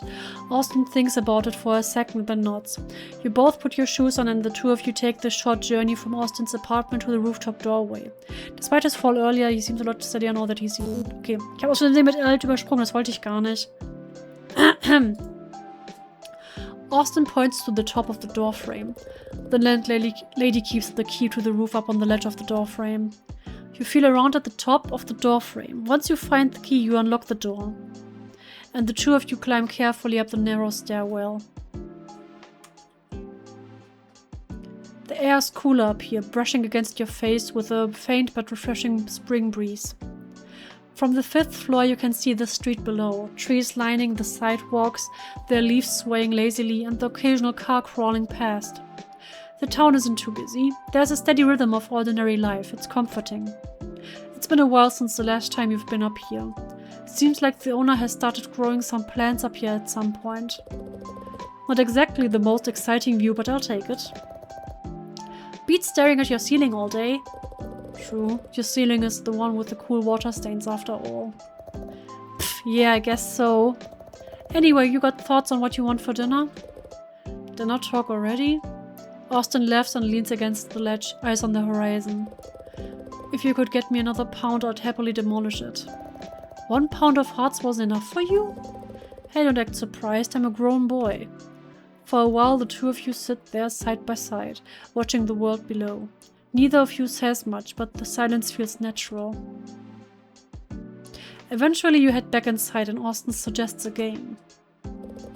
Not checkers, maybe something with a little more drama. He sets down an old chess set. The corners of the box warm from age. Neither of you are exactly great at it, but you play anyway. You both lean over the board. Alright, here's my opening move. Prepare to be amazed. Austin's hands hover over the starting line of pawns. He decides on one towards the middle and places it down on the board heavy-handed with a click. You slow clap. Very impressive, Mr. Samsa. It must have required great effort to move a single pawn. You just don't understand my genius yet. It involves instinct and raw talent. You mean just making shit up as you go. That's the point. You can't predict greatness. You take your time deciding which would be the best pawn to move forward to set things up in your favor. Austin feigns a yawn. Is your plan to bore me to death? The first move is the foundation for the rest to follow. Needs to be solid. Sure, don't put me to sleep with your indecision, though. Austin's style is reckless. He charges his pawns forward and throws his knights into battle, grinning at every risky move. You play a little more methodically, carefully weighing each piece and muttering under your breath whenever Austin slips past your defenses by doing something completely unexpected. You're backed into a corner now. You bite your thumb. No matter how many ways you move the remaining pieces on your board, you can't see any outcome where you win this. Austin taps at the table impatiently. Well, if I can't win, I can at least take down as many of his pieces with me. The first match ends in his favor. Checkmate. He cheers. After all that thinking you did each turn, I didn't think you'd go down that easy. You can't always outsmart gut feeling. You narrow your eyes, a competitive flame beginning to burn within you. I'm just rusty is all. You won't be so lucky next round. You do realize the game isn't over. Again. Confident are we? How cute. The second round drags longer. Austin keeps up his teasing, snide remarks when you hesitate, and dramatic sighs when you take too long. A simple mistake mid-game trips Austin up, and in an attempt to overcorrect, he doubles down on the offensive and tries to catch you off guard, but it doesn't work. He's looking at the game board hard, a deep crease forming when his eyebrows furrow. You can give up now, you know? No shame in cutting it short when you know you can't win. Nah, I won't throw in the towel so easily. I just gotta feel it out. He picks up a piece and to your horror, he goes for a spot that you had completely left open. You had gotten cocky and overlooked it. It nearly cost you the game, but in the end patience wins out. When you finally corner his king, you lean back with your own grin. Checkmate. Austin groans loudly and throws his head back. Best 2 out of 3? You're on. 3 turns into 5 and time slips by without you realizing. What snaps you out of it is the loud and embarrassing growl of your stomach. You look around and realize the sky outside has darkened into evening. You glance towards the kitchen. You hungry? I was thinking about grabbing a roasted chicken from the store and a bag of microwave rice. Austin shakes his head casually. No, I'm good. Those hearts were good enough for me. Alright, but don't come complaining to me when you want a midnight snack. Instead, you rummage through the fridge and find a pack of frozen pork dumplings. Simple enough. You drop them into a pot with a steamer and let the boiling water cook the dumplings to perfection. You take a spot back at the table and scarf down your meal. Austin leans his weight forward, elbows resting on the table, and rests his face on his hand. You know you take such good care of me, Riley. I don't think I'd feel as good as I do without you. I'm glad I can help. It's the least I could do. Austin smiles at you and then yawns. I'm crashing. It's been a good day. Haven't had one of those in a while. Good night.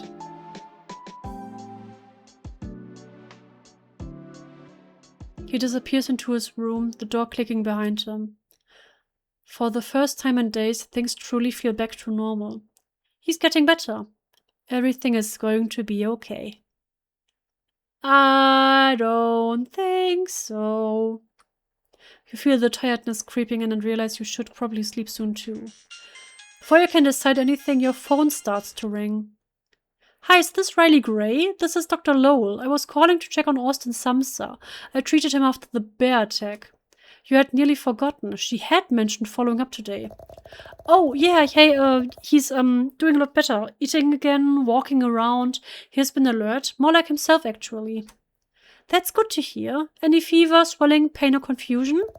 No, none of that. He seemed a little out of it yesterday, but he's looking way better today. He seems good. Glad to hear it. If anything changes, even slightly, don't hesitate to bring him back in, okay? Sometimes these things take a turn after a few days. Yeah, I'll keep an eye out. You hang up the phone. You could stay here, stretch out on the couch, ready to be there if he needs you. Or you could head home and let him rest without hovering. Take a shower and put on a fresh pair of clothes.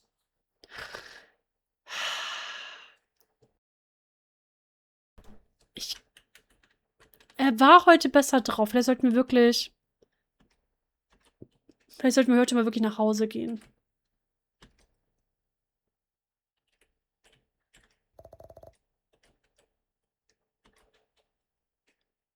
Andererseits ist er gestern runtergefallen, ne?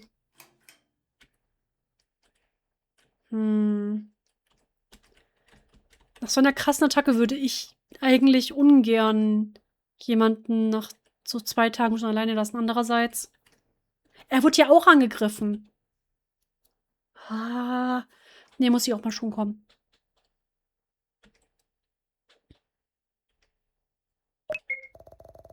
I should sleep at home. Austin will be okay overnight.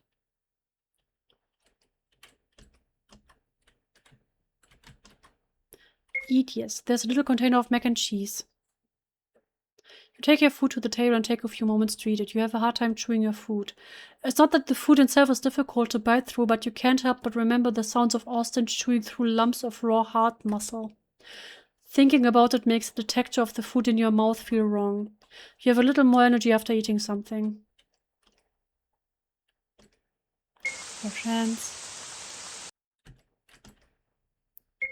Shower.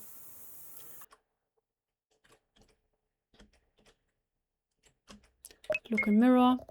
I look worse than I feel, I think.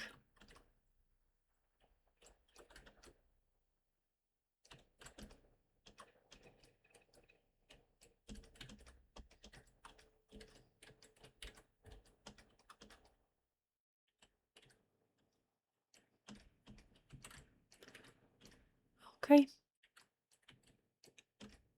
Ich kann nichts an meinem PC machen. Kann nichts wegräumen. Dann geht's halt ins Bett. Your bed welcomes you with open arms. You sleep.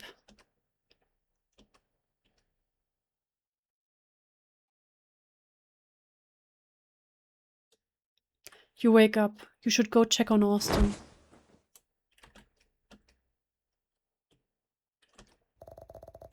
I don't want to bother Mom while she's sleeping. Asking for help would just stress out more than she already is. Working night shifts has been hard enough on her. I can take care of myself, probably.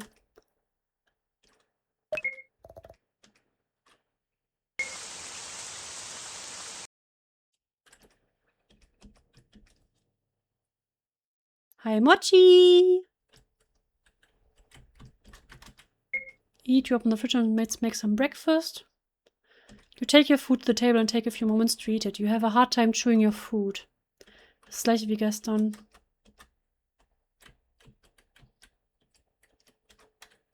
Okay. Head out to Austin's house, yes. You shoulder your canvas backpack and head out. You drive to Austin's, climb the 5 flights of stairs, and enter his apartment using the spare key. You should grab the first aid kit. Okay. You grab the first aid kit from underneath the thing. You give a couple of gentle taps on Austin's door, somewhat expecting him to still be asleep. Hey, you awake? To your surprise, he answers. Yeah, come in. Austin is sitting upright on his bed with his blanket bunched around his waist, leaning back against his headboard and his hands folded neatly across his lap. You've been up a while. I guess you could say that. I woke up at some point a while ago and couldn't go back to sleep. You notice the stiffness in his posture. His shoulders are tense. Being covered in wounds would definitely make it hard to sleep. You hold up the kit in your hands. You ready? You have a routine now and the both of you fall into rhythm. You help him out of his shirt, being sure to avoid bumping into him unnecessarily.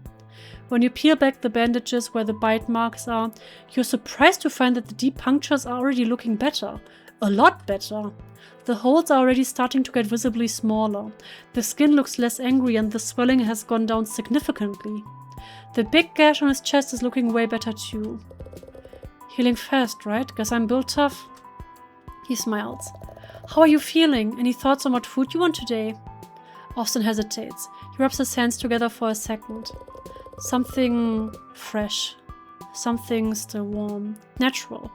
I don't want something that someone else has already touched. Oh no. You freeze. That's... Austin, I don't... Fresh? I wouldn't even know where to start. It's not like I can just walk into a store and ask for that. It'll be easy. There's plenty of rabbit traps on the trails out near the hill, remember? We used to pass by them all the time. Hunters put down those traps all over the place. They won't even know that one is gone. They'll think it went off and didn't catch anything. Make sure you bring that knife from the other day with you. You never know when you'll need it. This isn't exactly a little house on the prairie. Even if I get one, I don't know the first thing about preparing something like that. I'll handle that part. All you have to do is bring something home and I'll worry about the rest. You've handled tougher things than this. You've done things for me before without even thinking. Why hesitate now? Don't pretend this is where your line suddenly is. What the shit? Your expression drops, the pulse in your ears quickens. I don't think that... Austin's smile drops. The cheerful mood he had up until a second ago is replaced with something cold and sharp. You really gonna fight me on this? Don't forget that you were the one who dragged me out to the hill in the first place. The one who forgot his keys. Your flimsy attempts at saving me, I have to laugh. Did you even realize that I was the one who pushed the bear when it was about to strike? In the end, I had to rescue you. I wouldn't be in this situation if you didn't drag me out to some empty lot of grass in the middle of nowhere.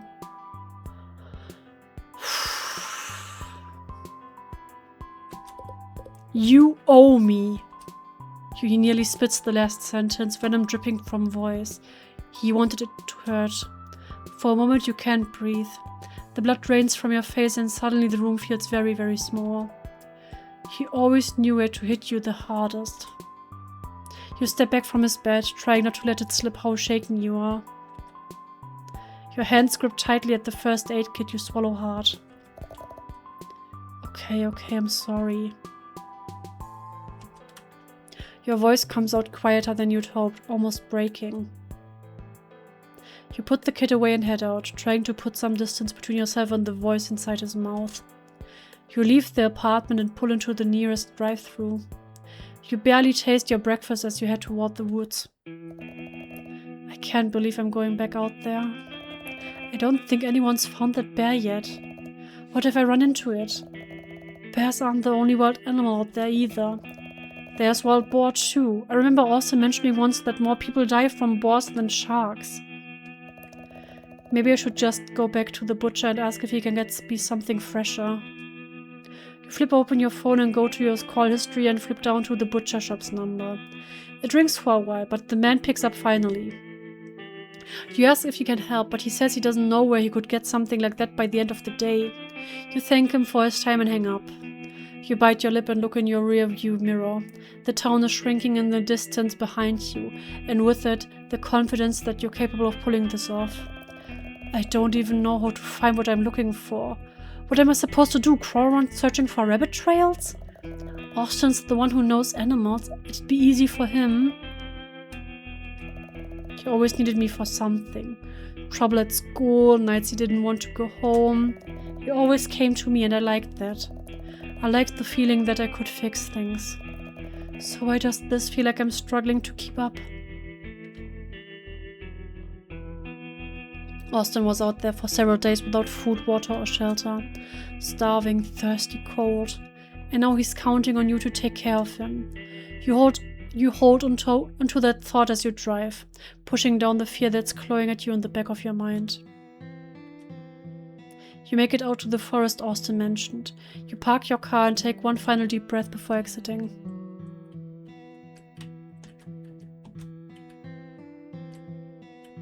Push further into the woods? Yes.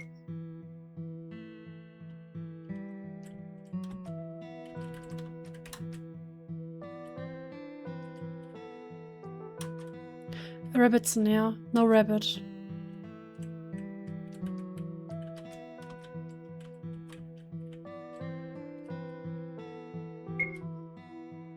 You weave through trees and brush, small twigs snagging at your jeans.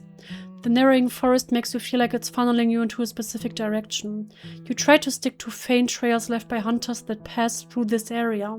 The only signs that people have been here before, even if they are not here now. Even so, you find yourself occasionally running into areas that are too dense to walk through. Paths you thought would lead somewhere promising cut off abruptly at a slow-moving stream. In those moments, you have to break away from the trail. So far, you've been able to find your way back to them. At least you think you have. You silently hope that a hiker or ranger might appear ahead, anyone who could make this stretch of woods feel less desolate. Even the sounds of birds tweeting in the trees would bring some comfort, but you have yet to hear a single chirp. The forest feels emptier than ever. The number of rabbit traps you've encountered is abysmal. Just the one empty so far, that's it. Austin had spoken as if the place was overflowing with rabbits, stuck in traps at every twist and turn. You tried to reason through it. Austin's grandfather hunted out here. Austin grew up hearing those stories. He would know what this forest is like, wouldn't he? He wouldn't exaggerate something like that. You guys had been here before, but you don't really recall seeing rabbit traps like he had said. He wouldn't send you out here chasing a lie. Unless... No, that's insane. He wouldn't do that to you. The thought slips back in anyway. If he knew there was nothing to find, what did he think I was going to bring home? What did he expect me to do? Hunt something down myself? You shake your head, trying to dismiss the idea before it roots itself too deeply into your mind. Suddenly, your foot snags on a moss-covered root, and you crash forward into the dirt and leaves. You groan in pain. What replies is a low grunt of a boar in the distance. You push yourself up, try to ignore the ache in your chest.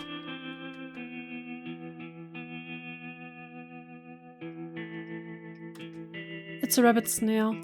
Rabbit hangs caught in the loop, its body tipped sideways against the ground. The wire cinches around its neck. The fur there is pressed flat in a narrow band. Its paws are curled in towards its chest and its eyes are dull and glassy. Finally, I thought I'd never see a rabbit out here. Reach down and gently touch your fingertips into its fur. Its body is cold and rigid. You wanted it fresh and warm. This one must have died a few hours ago. Doesn't really fit the criteria. You stand again, letting the silence press in around you. If I don't find anything else before it starts getting dark, I'll come back for it. Better than going back with nothing.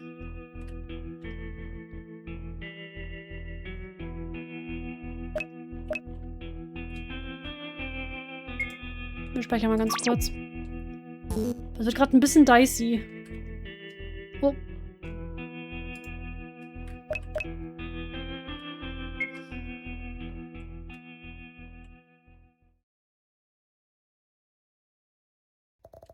It's starting to get dark. If I don't turn back around to get the rabbit now, it'll get too dark to find my way back to my car. Die Augen. Warum sind da Augen in den Bäumen? What the shit?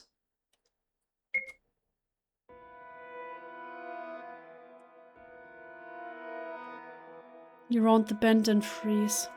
You must have made a wrong turn somewhere, because this is not the path you took to get here. A bear lies sprawled in the clearing, its massive body twisted grotesquely. A stench of damp fur and decay fills the air, making your stomach churn. It looks like the same bear from last week.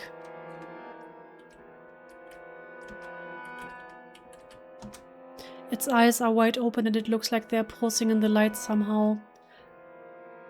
For a second it feels like they are watching you, or maybe breathing in rhythm with something alive in the shadows. Deep, jagged claw marks lace its fur. Others streak its body in chaotic patterns.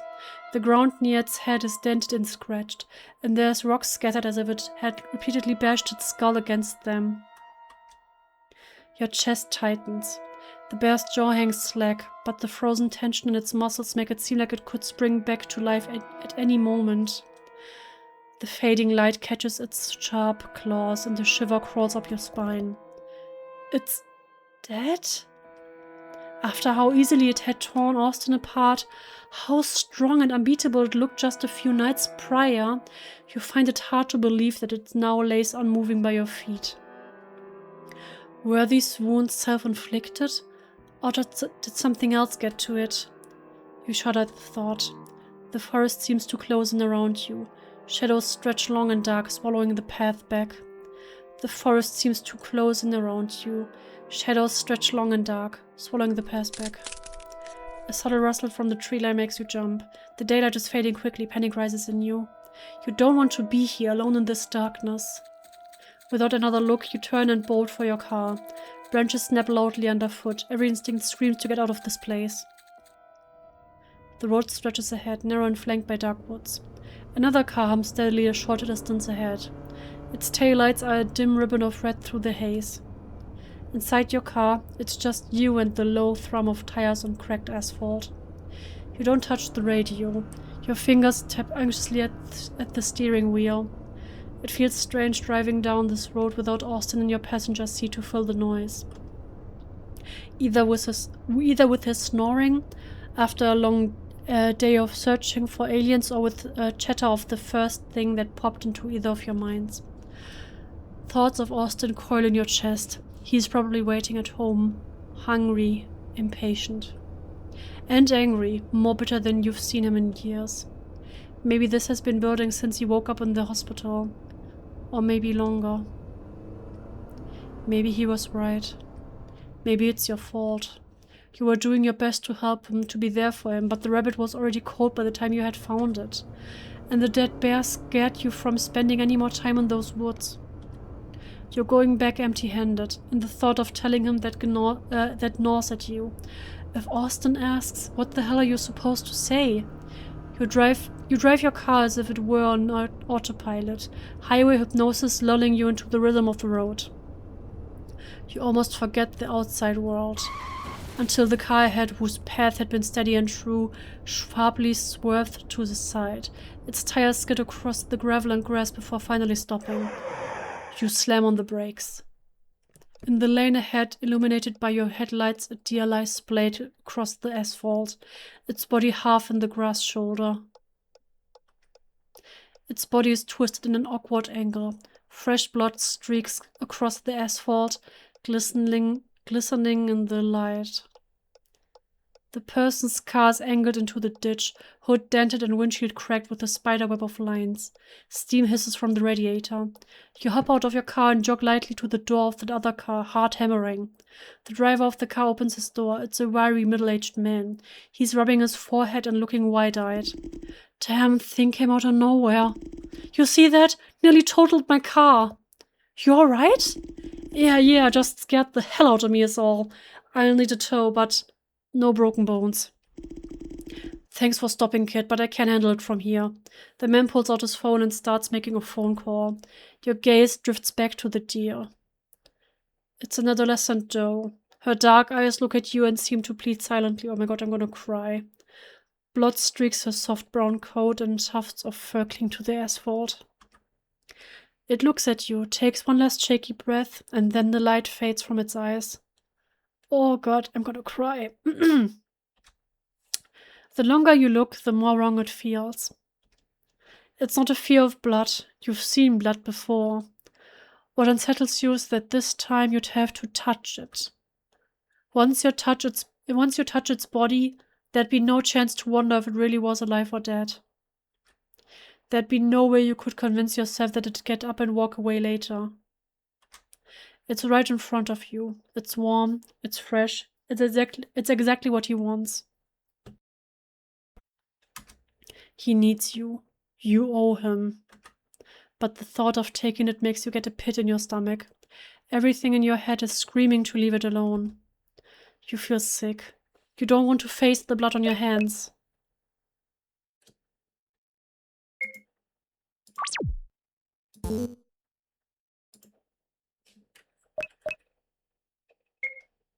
You see the deer, twisted in all the wrong ways, and the light fading from its eyes makes it hard to breathe. It had probably suffered in its final moments. You had seen in its spasming body, and all you could do was watch. You wish for a moment that you could have made it easier, made it less painful, made it feel less alone. You realize after starting that if you left the body here, it would probably be left to rot or be torn up by vultures. I can't undo this, but I can at least make sure its body doesn't go to waste. At home, I can make sure it's treated carefully, rather than just leaving it here. After popping open your trunk, you kneel beside the doe and gently slide your hands under her legs, lifting with care. Her coat is still soft. The delicate curve of her neck and the arch of her back holding the grace she had in life. Even in death, she still held a semblance of dignity. You lower her into your trunk and wipe the blood on your shirt before driving back to Austin's.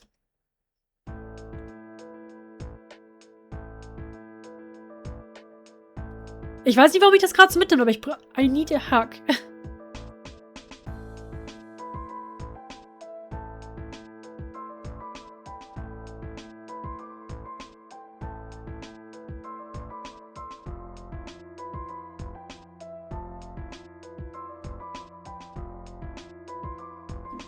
Hä? Oh. Hier kommst der Hack. Thank you. Das ist gut geschrieben.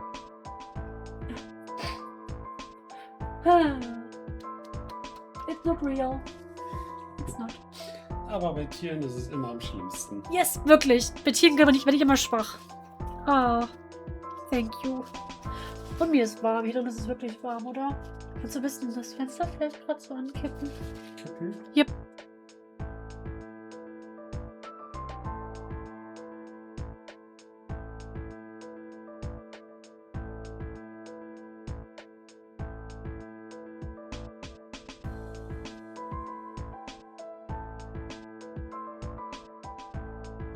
Oh.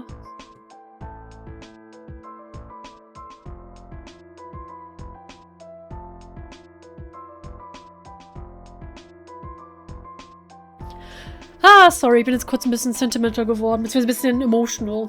Und danke für die Huggies im Chat. Ich bin gerade sowieso ein bisschen hormonal, deswegen extra emotional.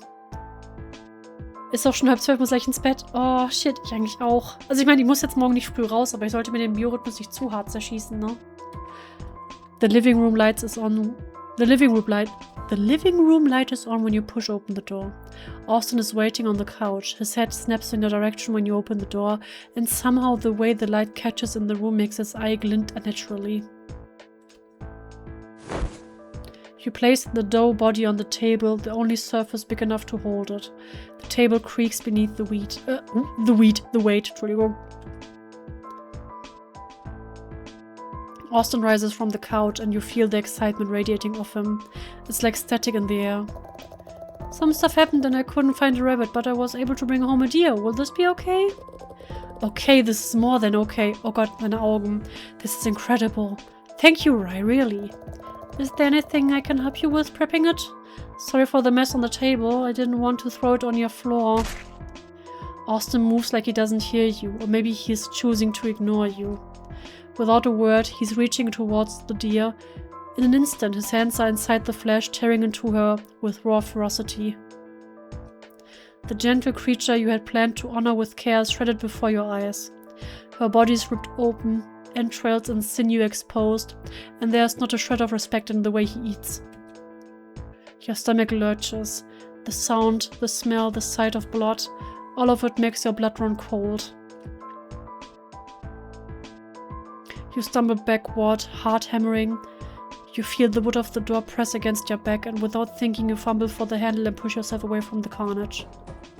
The stairs become a blur beneath your feet. Compared to the hike up, you practically fly down them. The drive home is a blur.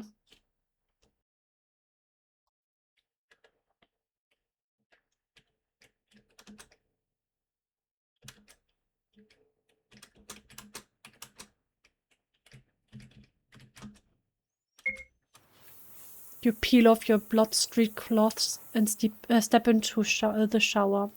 The water runs right at your feet.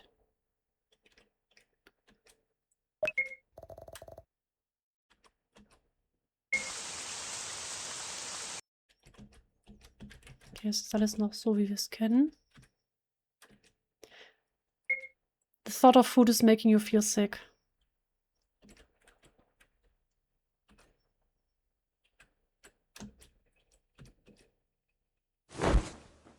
As you lay in bed, the image of Austin tearing apart the door refuses to leave you.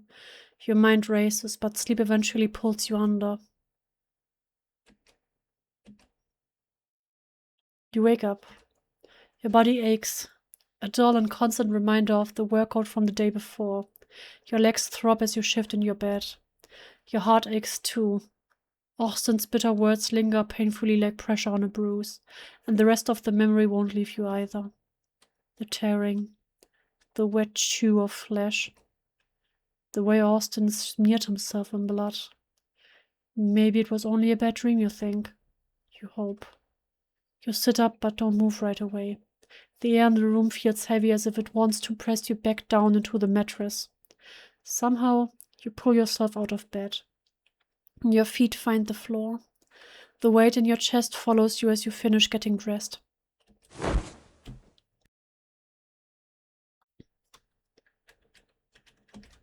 Some of your favorite movie posters are hanging on the wall. Okay, warte. Das ist von Schweigen der Lämmer, Mr. Bean, keine Ahnung, Scream? Nein, was ist das? Ist das Matrix?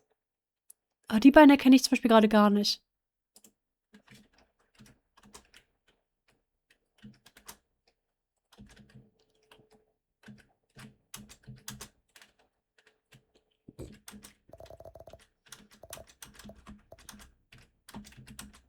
Okay.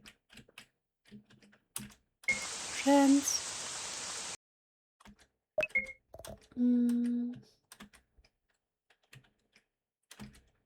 Eat. You open up the fridge and make some breakfast. You take your food to the table and take a few moments to eat it. You have a little more energy after eating something. Head out to Austin's house.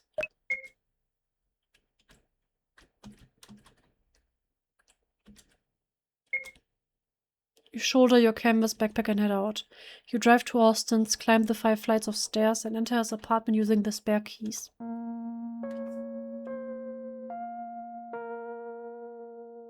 The carnage of last night is still on the table. The air reeks of iron. What's left of the deer has gone dull and sunken into itself. The dead deer. The sight of it makes you sick to your stomach.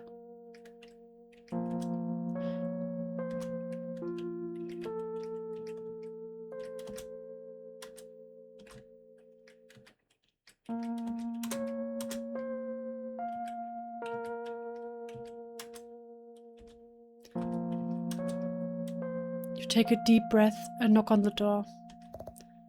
Austin? I'm here. Austin is on his bed, sitting there the same way he has for days now. But something is different in this time. His clothes are clean, his dark hair sticks up on the back, dried in awkward tufts that tell you he must have showered and gone to bed before it dried. Meeting his eyes is harder than ever. Everything feels so normal. You're really just leaving it there to rot? In your kitchen? It doesn't bother me. He shrugs. I'll take care of it eventually. You push down the discomfort that is rising in your chest. He doesn't seem concerned. At all. Despite it all, you force yourself forward, eyes focused on the hem of his shirt and first aid kit under your arm.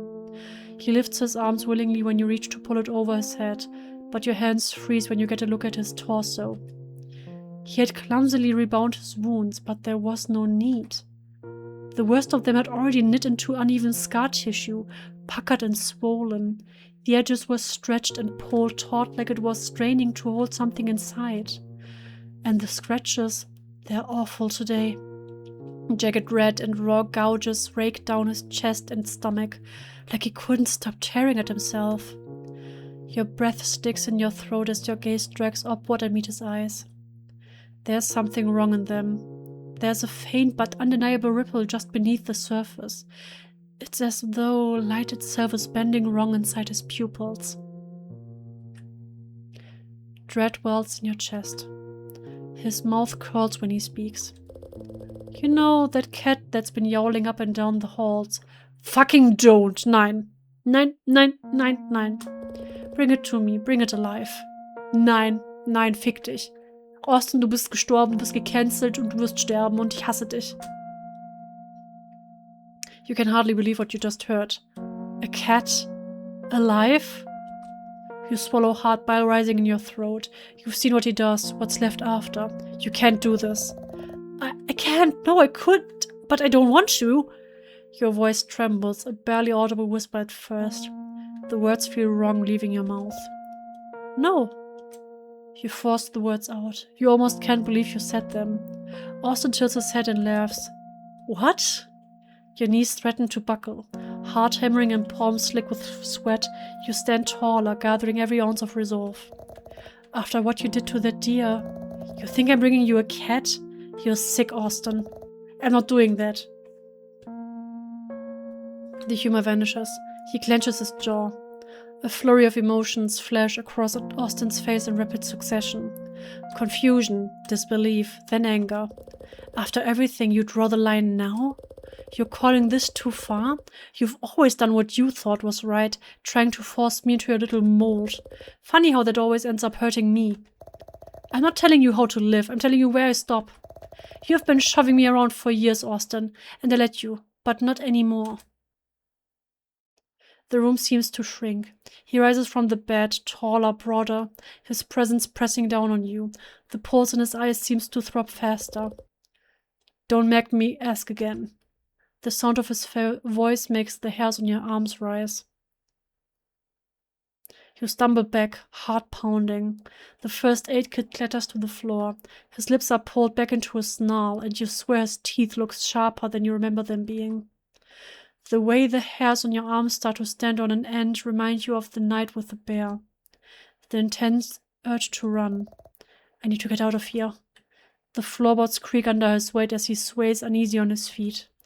And then he lunges. Be okay.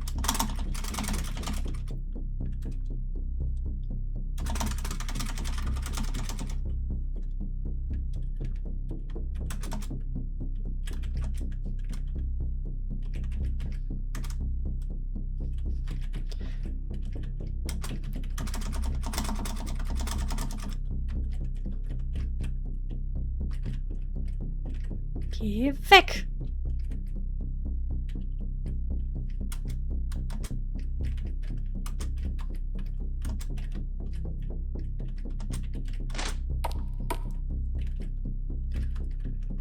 Fuck you! Lass mich! Oh Gott!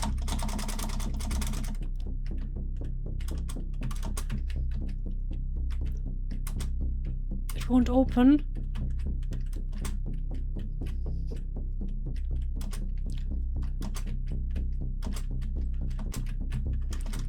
After John, remember what happens after they try again? Yes. Ich habe wahrscheinlich nur eine begrenzte Anzahl an Versuchen für sowas.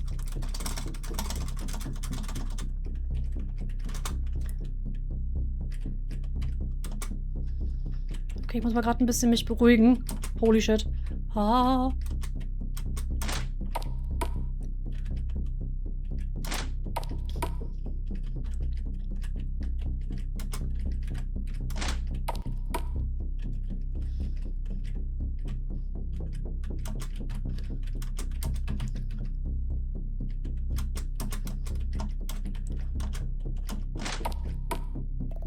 I need to block this door.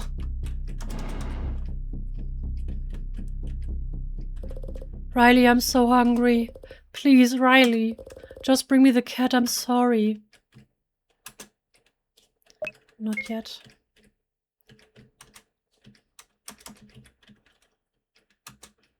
It's the laundry room. Leave, yes. You stand in the doorway of the apartment and lean against the door, letting the hammering in your chest settle. What happened back there? Was that really Austin?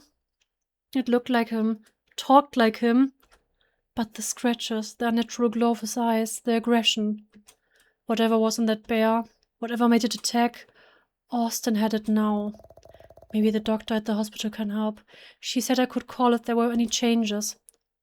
You call. It takes time to be transferred through the hospital and eventually connected to Dr. Lowell. Her tone is tired. You must have caught her at the end of her shift. I remember Austin, yes, the bear attack. Has his condition worsened? Not necessarily. He has been having strange cravings, fixation on raw meat, and increased aggression. Has he had a fever? Any nausea or vomiting? Loss of consciousness? Redness, swelling, or drainage from his wounds? No, none of that, but he's been scratching at himself. There's a pause on the other end of the line, then a sigh. What you're describing isn't consistent with the typical infectious process or anything that would raise immediate medical concern. Itching is common as wounds heal. Behavioral changes after trauma aren't uncommon, especially after something violent. You're about to push back, about to mention that you saw the bear in the woods and the similarities. But you stop. You realize how insane it would sound. Is there anything you could do if I brought him in? This doesn't feel like trauma. You're welcome to bring him in, but my understanding was that cost was a concern. Based on what you're describing, he would likely be trashed as non-urgent. There would be a wait. It's likely he would be discharged again without intervention and with an emergency room bill. So there's nothing you can do? Not for these symptoms. If you're concerned about his mental state, I can refer you to behavioral health, a psychologist, and possibly a psychiatrist. If he becomes an immediate danger to himself or others, you should contact emergency services. You exchange a few more words before thanking her for her time and hanging up. Mommy.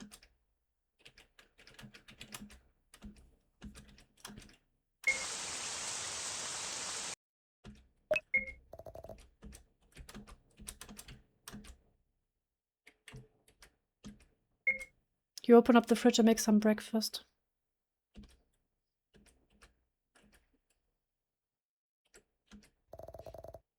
I'm not going back there right now.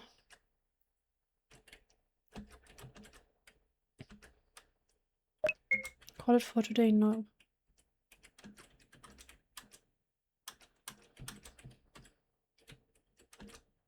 Stack of schoolwork and practice exams.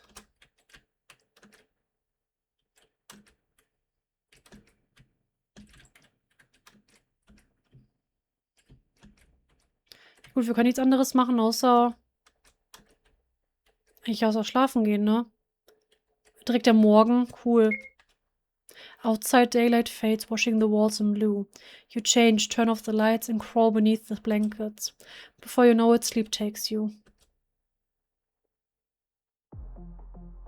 You and Austin sit in the sagging plastic chairs upstairs, bass from the party thudding through the floor. Hey, I know this isn't your crowd. Wanna hang somewhere else? Just us two. No booming music.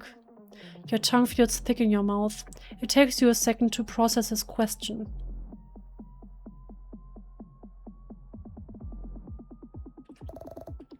Yeah, sure, where? Across town, I'll guide you. You've never driven high before. Would you be okay? But Austin's already grinning, throwing his jacket back on. Hi, Rabbit, na? Wir spielen gerade ein sehr heartbreaking Game. Ich habe schon einmal eine Umarmung gebraucht. Okay, let's go. Every red light feels like an eternity. Austin hums beside you, drumming his fingers on the door to the beat of a song you have playing low on the radio. The roads get narrower and darker. Eventually he points toward a fenced-off lot that's marked "Keep Out, Private Property." This wasn't really what I was expecting.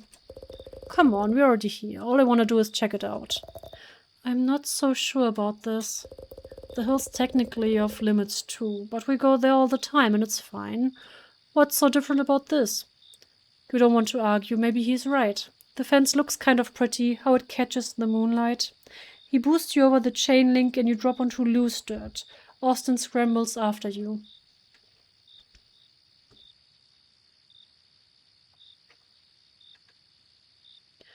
A sliver of moon glints weakly off the jagged outlines of metal and rebar jutting from the ground. Concrete pillars rise from the dirt. The placement of them makes it impossible for you to tell what kind of building was planned to be here. Somewhere toward the center, a single floodlight strobes. It's not able to illuminate anything brightly, but the shadows dance when it flares. Austin whistles low. Man, this place looks way creepier than it did last time. Last time? Yeah, we came here on one night after a party. Melanie, Ryan, and a few others. We were throwing bars of rebar, seeing if any would stick upright when they landed. He wanders ahead, running his hand along a piece of a forklift, leaving a clean line through the dust.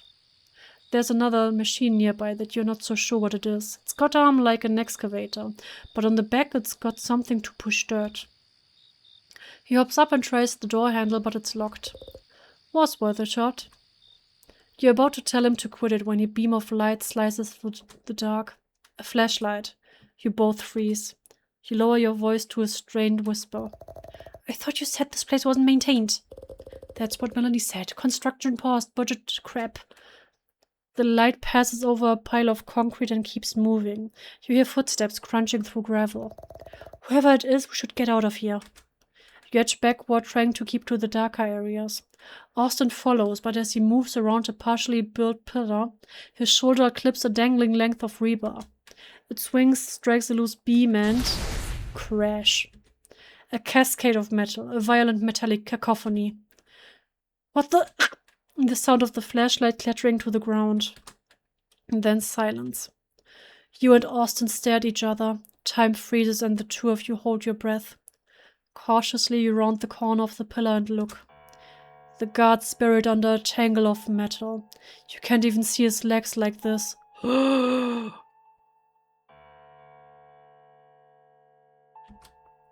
His fallen flashlight had rolled away enough to illuminate his chest, where you can see a spreading pool of blood soaking into the dirt. His hand twitches once, then stops.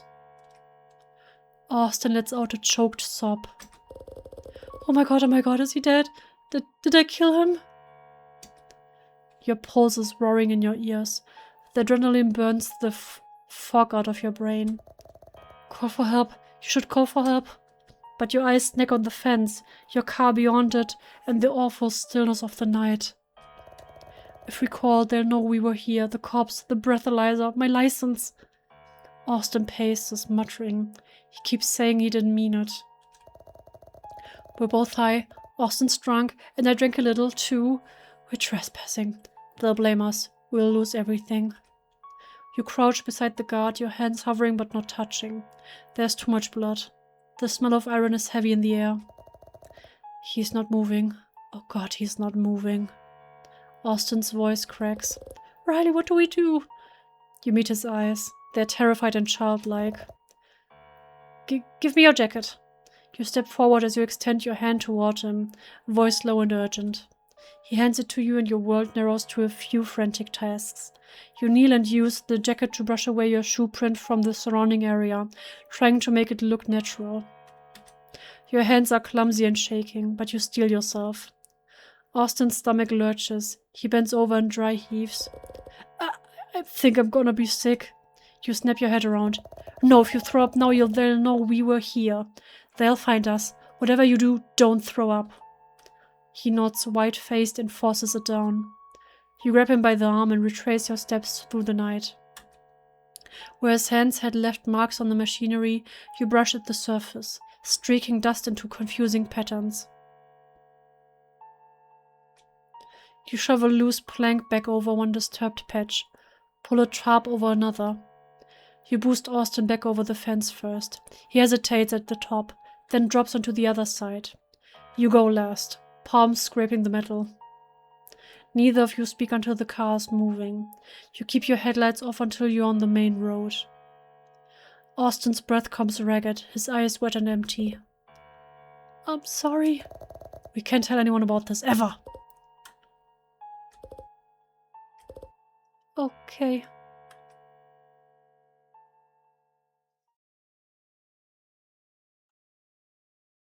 You jolt upright, heart hammering, the sound of metal still ringing in your ears. It had really felt like you were back there, the stink of wet dirt, the flashlight beam cutting through the dust, and Austin's voice frail and breaking. The ceiling swims into focus. You used to check the news every morning. Local section first, then the obituaries. Every day you braced yourself for the headline that never came. Worker found dead in late-night accident. Police suspect foul play. Nothing ever showed up. Not that week, not the next. Eventually, they built something glossy there. It had glass walls and a cafe in the lobby. Maybe the owners of the property covered it up. Or maybe the man walked away after all. You never checked his pulse. You just assumed. Neither of you wanted to name what you'd done. Even though it was an accident, in the back of your mind you had always pinned the blame on Austin for dragging you out there and being reckless. Pretending I was innocent didn't make me better, though. It just made me need him more. I was the one who saw his mistake, cleaned it up, and stayed. You stretch. The ache in your body feels even worse today. The ache in your heart feels worse today. Something's wrong with Austin. Wrong in a way a hospital couldn't name. It's a puppet for the thing in it at this point. Scheiße.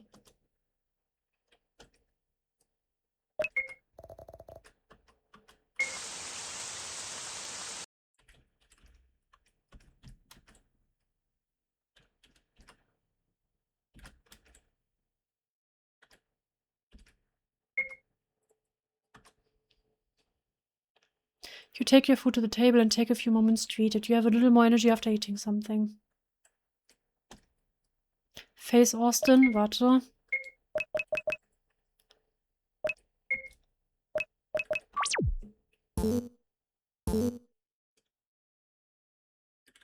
Warte, sind wir doch total blutig?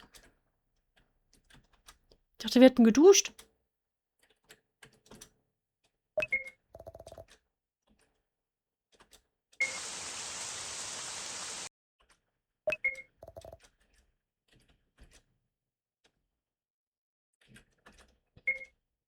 You shoulder your canvas backpack and head to Austin's apartment. A battered axe hangs in the dusty emergency case. The wooden handle looks worn out. The landlady must not have bought a new one yet. Should leave it alone. No, you should not. Wir haben das.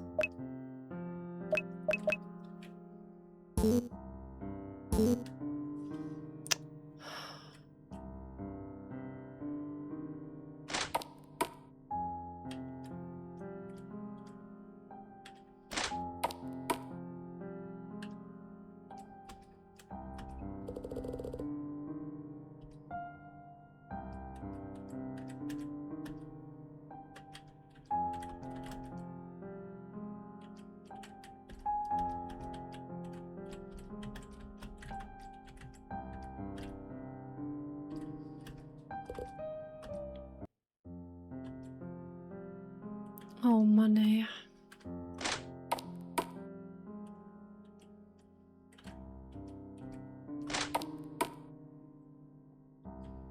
Ich bin falsch gelaufen.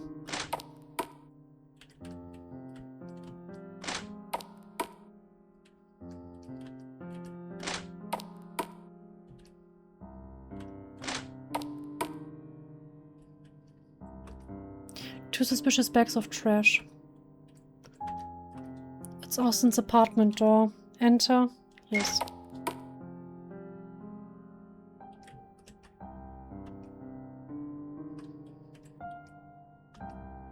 Take a deep breath before pushing into Austin's room. The room is a mess. Fur scattered across the floor. The smell of blood hangs thick in the air. It looks like he was able to get what he wanted in the end. The way he tore apart the cat was inhuman. There was no shred of compassion.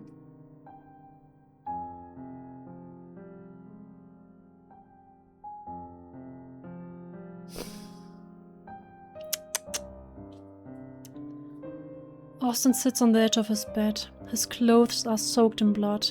He hasn't even tried to clean himself up. His chest rises in uneven bursts, his breath ragged. His pupils dart in every direction. The bear had looked at you the same way when you had run into it for the first time. Its eyes cold and starving. Austin lifts his head toward you. When he speaks, the sound scrapes against his throat. His voice feels unrecognizable. Bring me a human. That's what I want. The sound chills you. For a few moments you can't answer. Your hand drifts behind your back, unzipping a side zipper. You feel the cold hilt of the knife that's been resting in there all week and your fingers close tightly around it. Your voice breaks when you speak. Okay, if it makes you happy, I can do whatever it takes.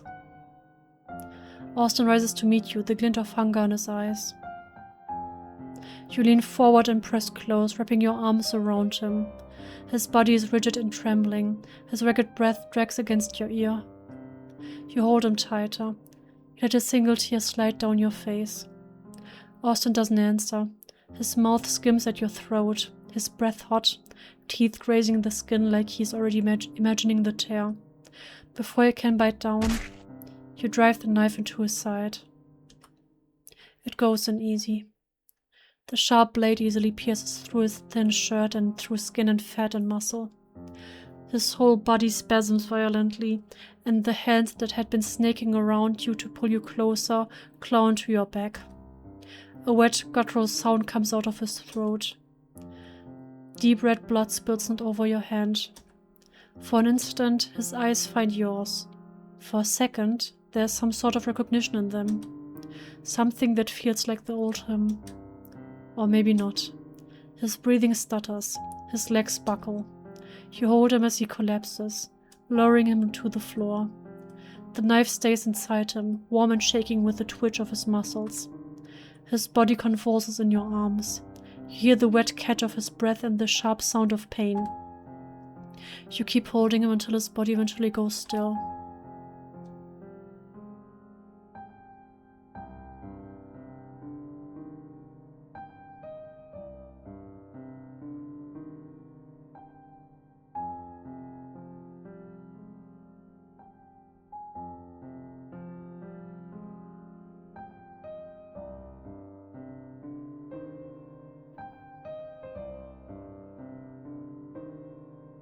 I'm sad.